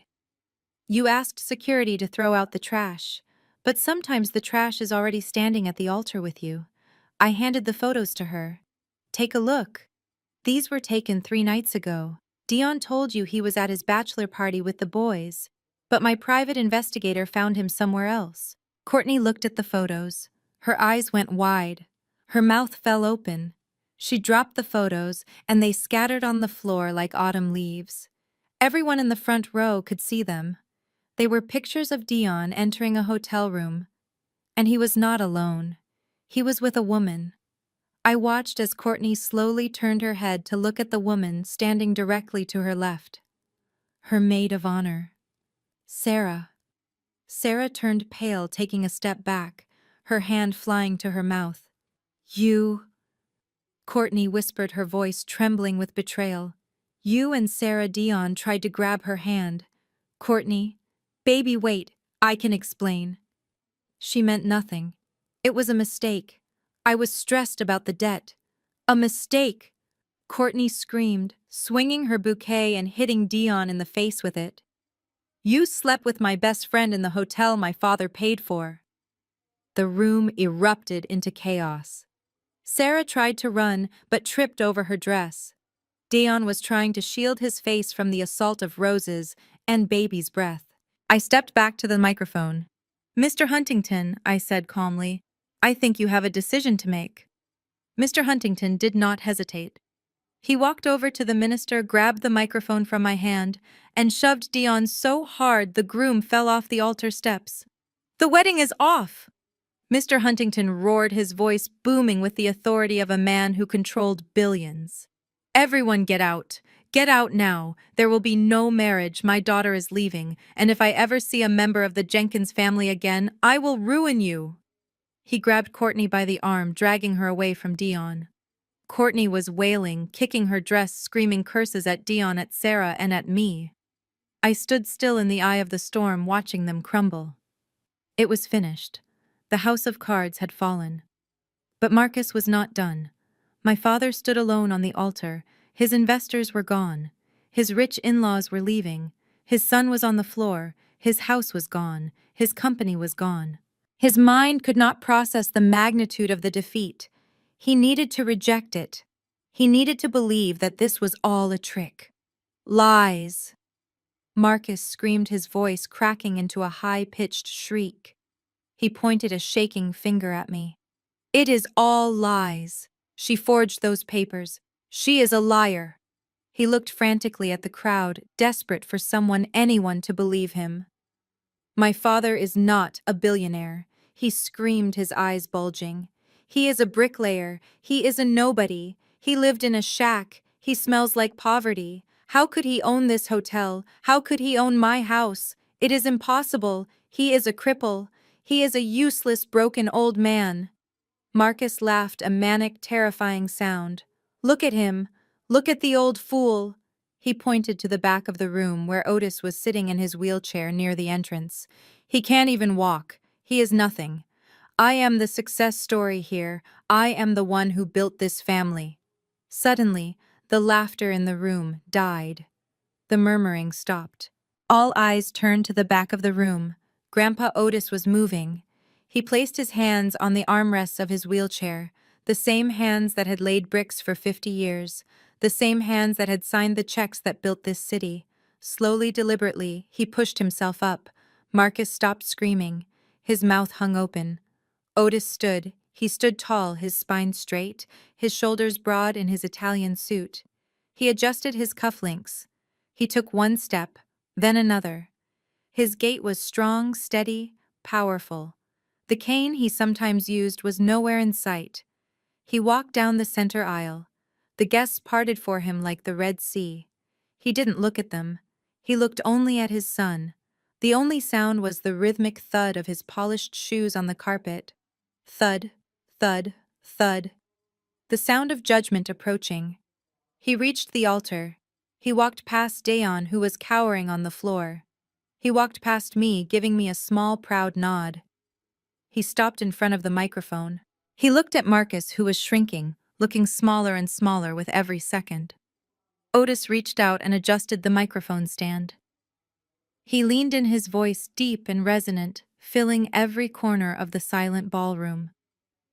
You are right about one thing, Marcus Otis said. I was a bricklayer. I built walls. I built foundations. I built homes for families who loved each other. He paused, letting the words hang in the air. But you, my son, you only know how to build facades, and today I am here to tear them all down. The silence in the ballroom was heavier than the marble pillars holding up the ceiling. Every eye was fixed on the man standing at the microphone. My grandfather, the man who had spent the last decade in a wheelchair wearing thrift store clothes and eating soup from a can. Now he stood like a titan, his silhouette framed by the stained glass windows behind the altar. My father Marcus looked like he was shrinking physically. He was shaking his head slowly, mouthing the word no over and over again, his brain refusing to accept the reality standing before him. Otis gripped the microphone stand with hands that were weathered and scarred, the hands of a worker. He looked out at the sea of wealthy faces, at the Huntingtons, at the bankers, at the socialites. He did not blink. You called me a bricklayer, Marcus Otis said, his voice booming without shouting. You said I smelled like poverty. You were ashamed to introduce me to your friends because you thought my calloused hands would stain your pristine reputation. Otis raised his right hand, palm open. Look at these hands. Yes, they are rough. Yes, they have laid bricks. But do you know where I laid them? He pointed a finger toward the massive window that overlooked the Atlanta skyline.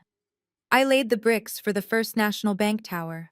I poured the concrete for the foundation of the Huntington building where your father-in-law has his corner office. I framed the steel for this very hotel in 1975.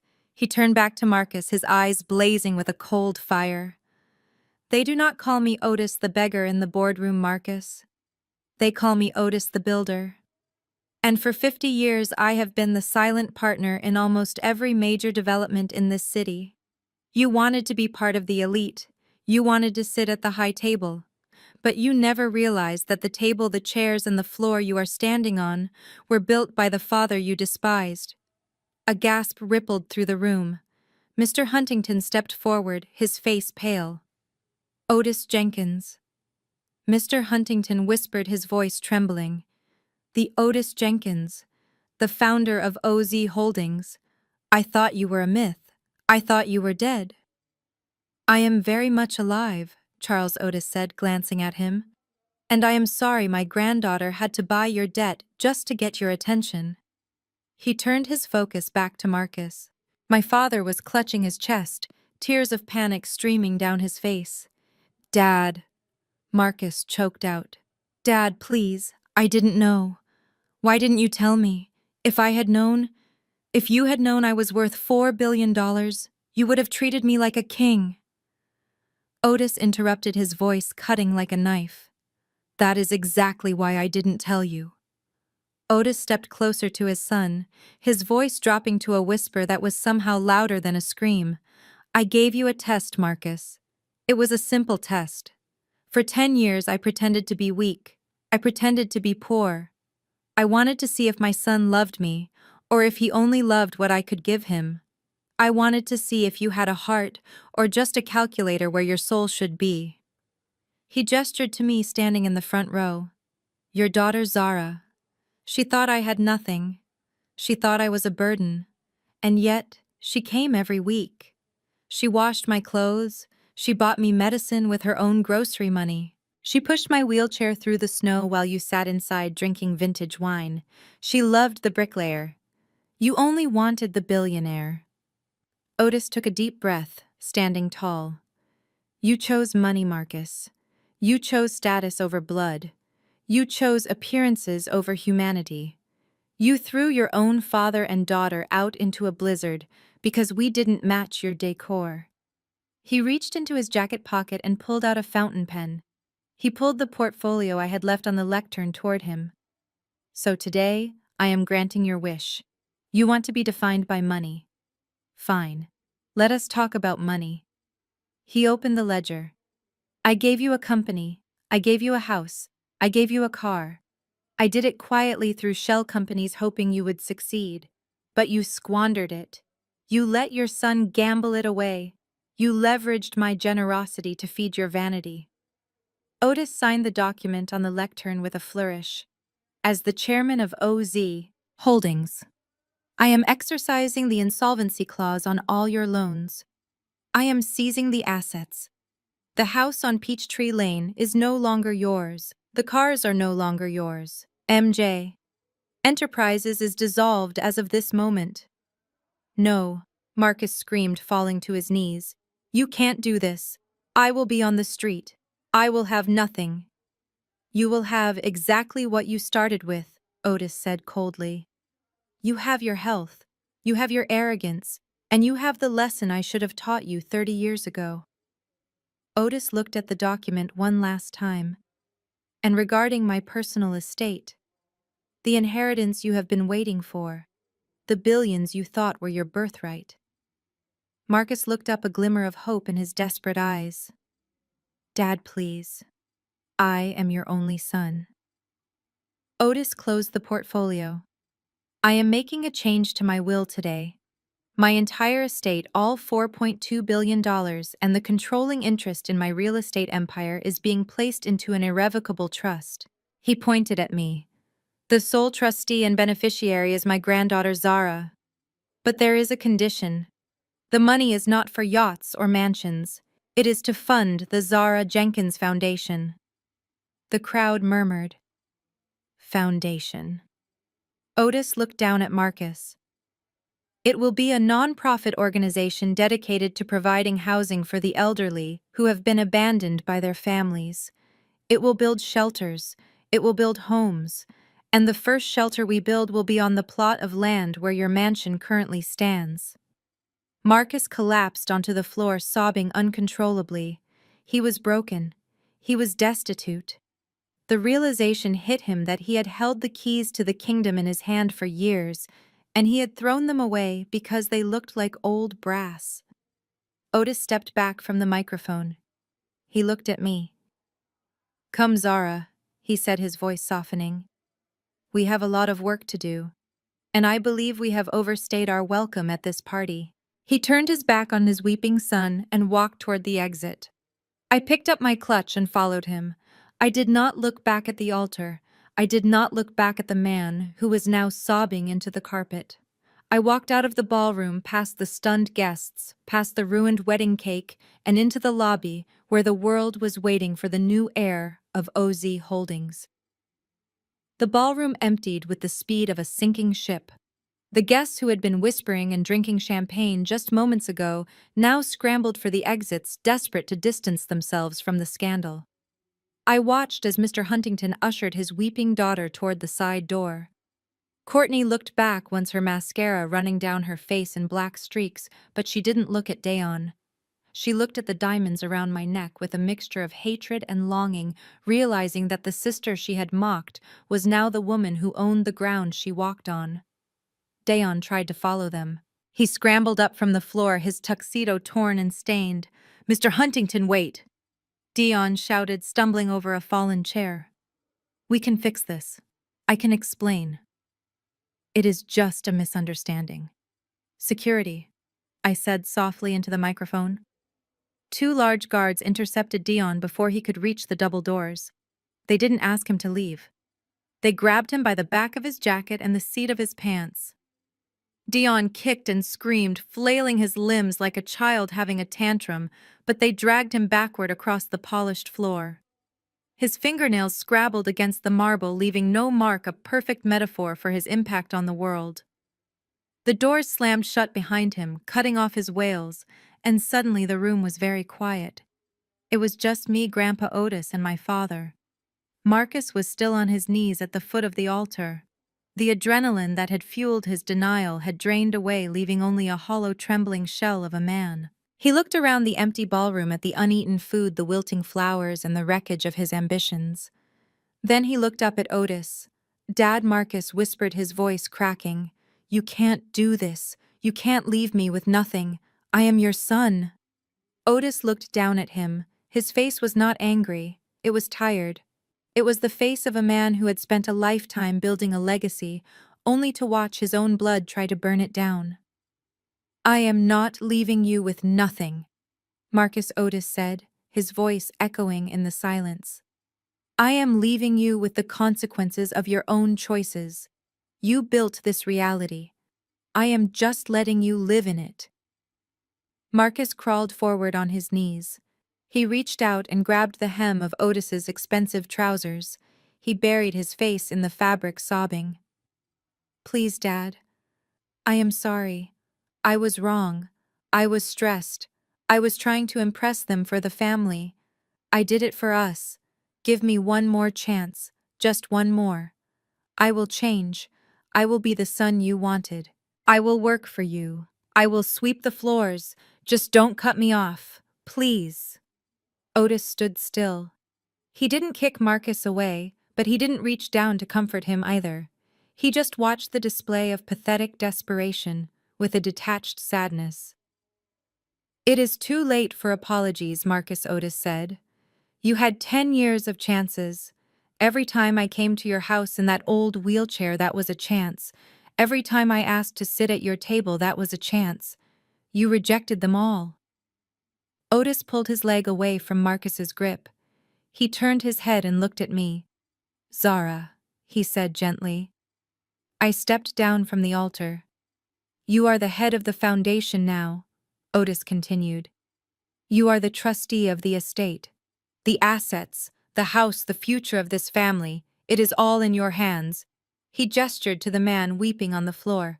"What happens to him is up to you." My father's head snapped up. He looked at me. His eyes were wide and red-rimmed. For the first time in my life, I saw hope in his eyes when he looked at me, but it wasn't the hope of a father proud of his daughter. It was the hope of a predator looking for a weakness. He thought I was soft. He thought he could manipulate me. "Zara," baby Marcus pleaded, scrambling on his knees to face me. "You know me. You know I love you. I was hard on you because I wanted you to be tough. I wanted you to succeed."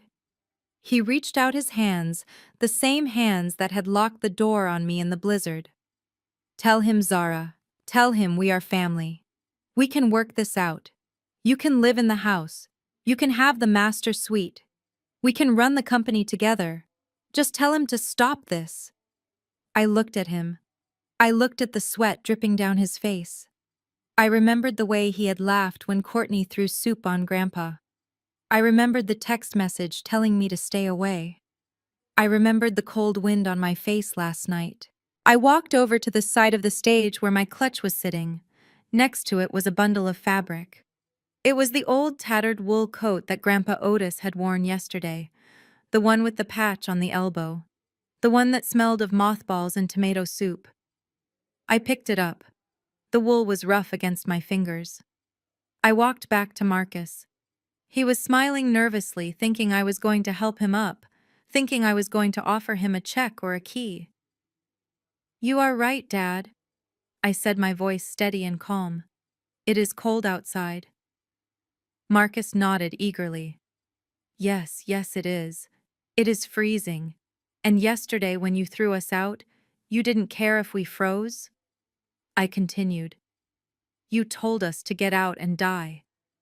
The smile froze on his face. "But I am not you," I said. "I don't want you to die. I just want you to understand." I threw the coat at him. It landed on his head, covering him in the smell of the poverty he despised.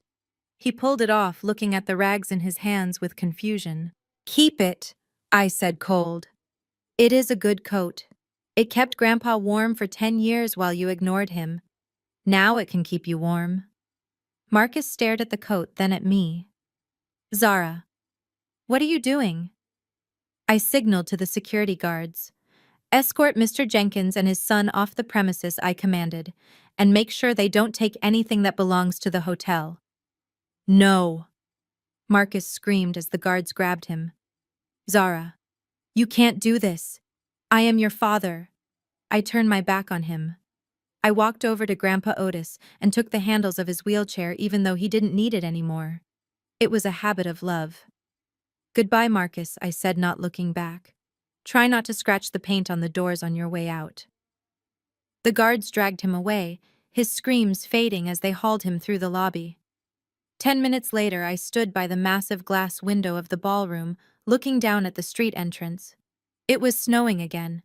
The wind was howling, whipping the white flakes into a frenzy. Down on the sidewalk, 2 figures were standing under the street lamp. Marcus and Dion. They had no car. Their phones had been confiscated as company property. They had no wallets. I watched as Marcus wrapped the old tattered wool coat around his shoulders. It was too small for him. He tried to button it with shaking hands. Dion was huddled next to him, shivering in his torn tuxedo, blowing into his hands to keep warm. They looked up at the hotel. They looked up at the warm, golden light spilling from the penthouse window where I stood. They were standing exactly where Grandpa and I had stood 24 hours ago. The cycle was complete. The lesson was learned. Grandpa Otis rolled up beside me. He looked down at the shivering figures. "Do you feel bad?" he asked quietly. I pressed my hand against the cold glass. I thought about the years of neglect. I thought about the cruelty. I thought about the soup on his coat. I looked at my grandfather and smiled. "No, Grandpa," I said. "I don't feel bad. I feel like justice is finally served.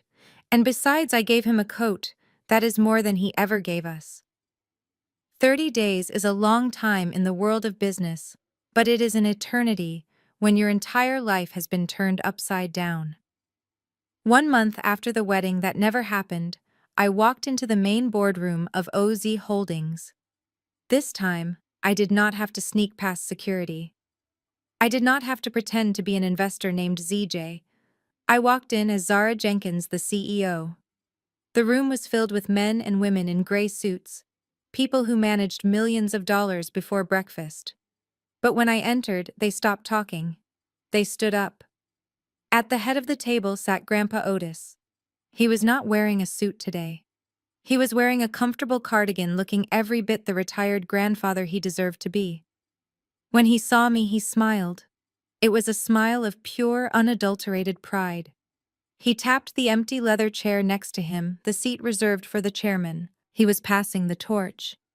I sat down, opened the portfolio that held the future of our empire, and called the meeting to order.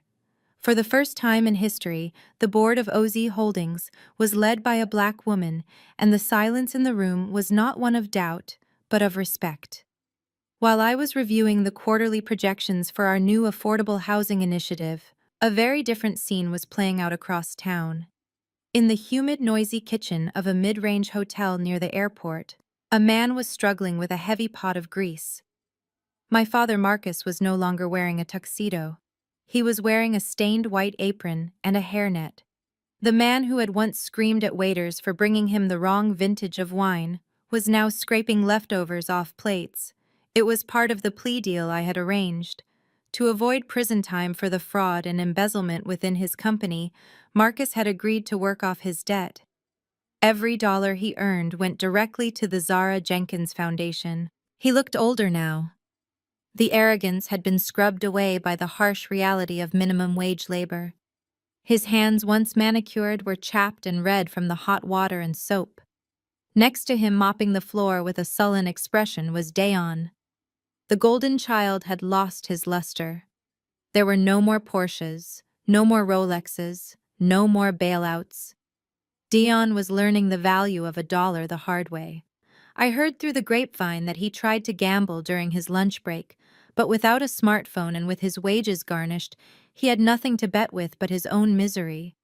They argued constantly, blaming each other for their fall, trapped in a prison of their own making. They were finally building something, but it wasn't a legacy, it was just a clean floor. And then there was Courtney. The socialite who had terrified clerks at Tiffany's was learning that influence is a fragile currency. After the disaster at the wedding, the Huntingtons had done what wealthy families do best to protect their brand. They cut off the infected limb. Courtney was disowned. Without her father's credit cards and her mother's connections, she was just another girl in a city that didn't care about her last name. I saw her online profile recently. She was live streaming from a small, cluttered studio apartment, trying to sell her used designer clothes to strangers. She looked tired. She was holding up the very purse she had once used to hit my grandfather's wheelchair, begging for a bid of $50. The comment section was empty.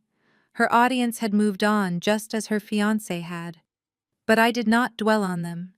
I did not visit the hotel kitchen to gloat. I did not buy Courtney's used shoes to humiliate her. I didn't need to. Their punishment was their life. My reward was mine. The year flew by, and before I knew it, the snow was falling again. It was Christmas Eve. The penthouse was warm, smelling of cinnamon and pine. A 12-foot tree stood in the corner, decorated with ornaments that Grandpa and I had made by hand years ago, mixed in with sparkling crystal bulbs. Outside, the wind howled through the skyscrapers of Manhattan, a reminder of the storm we had weathered exactly 1 year ago. But inside, the fire was crackling. I walked over to the window, holding 2 mugs of hot cocoa. Grandpa Otis was sitting in his favorite armchair, looking out at the city lights. He wasn't in his wheelchair. He had been walking with a cane for months now, getting stronger every day. I handed him the mug. He took it, his hands warm and steady. "Merry Christmas, Grandpa," I said, sitting on the ottoman beside him. He looked at me, his eyes twinkling. "Merry Christmas, sweet pea. It is a bit better than last year, isn't it?" I laughed. "Just a bit. Last year we were freezing on a doorstep. This year we own the building." Otis took a sip of cocoa and looked at the reflection of the room in the glass. "You know, Zara, a lot of people would have used this power to destroy them completely. You could have sent Marcus to jail. You could have sued Courtney for every penny. But you didn't. You showed them mercy, even if it was a tough kind of mercy." I looked down at the city, watching the tiny cars moving through the snow. I thought about the anger I used to carry. It was heavy. It was exhausting. Letting it go felt like taking off a wet wool coat. "I didn't do it for them, Grandpa," I said softly. "I did it for me. Hating them kept me tied to them. Punishing them kept me in their world. I wanted to build my own world." Grandpa nodded, reaching out to pat my hand. "You have Zara. You have built a life that is honest. That is the only wealth that matters." We sat there in silence for a long time watching the snowfall. I thought about the people watching this story, the people who might be standing on their own cold doorsteps right now, feeling rejected and small. I wanted to tell them that winter doesn't last forever. I wanted to tell them that their value isn't determined by how their family treats them. I turned back to the warmth of the room, to the only family I needed.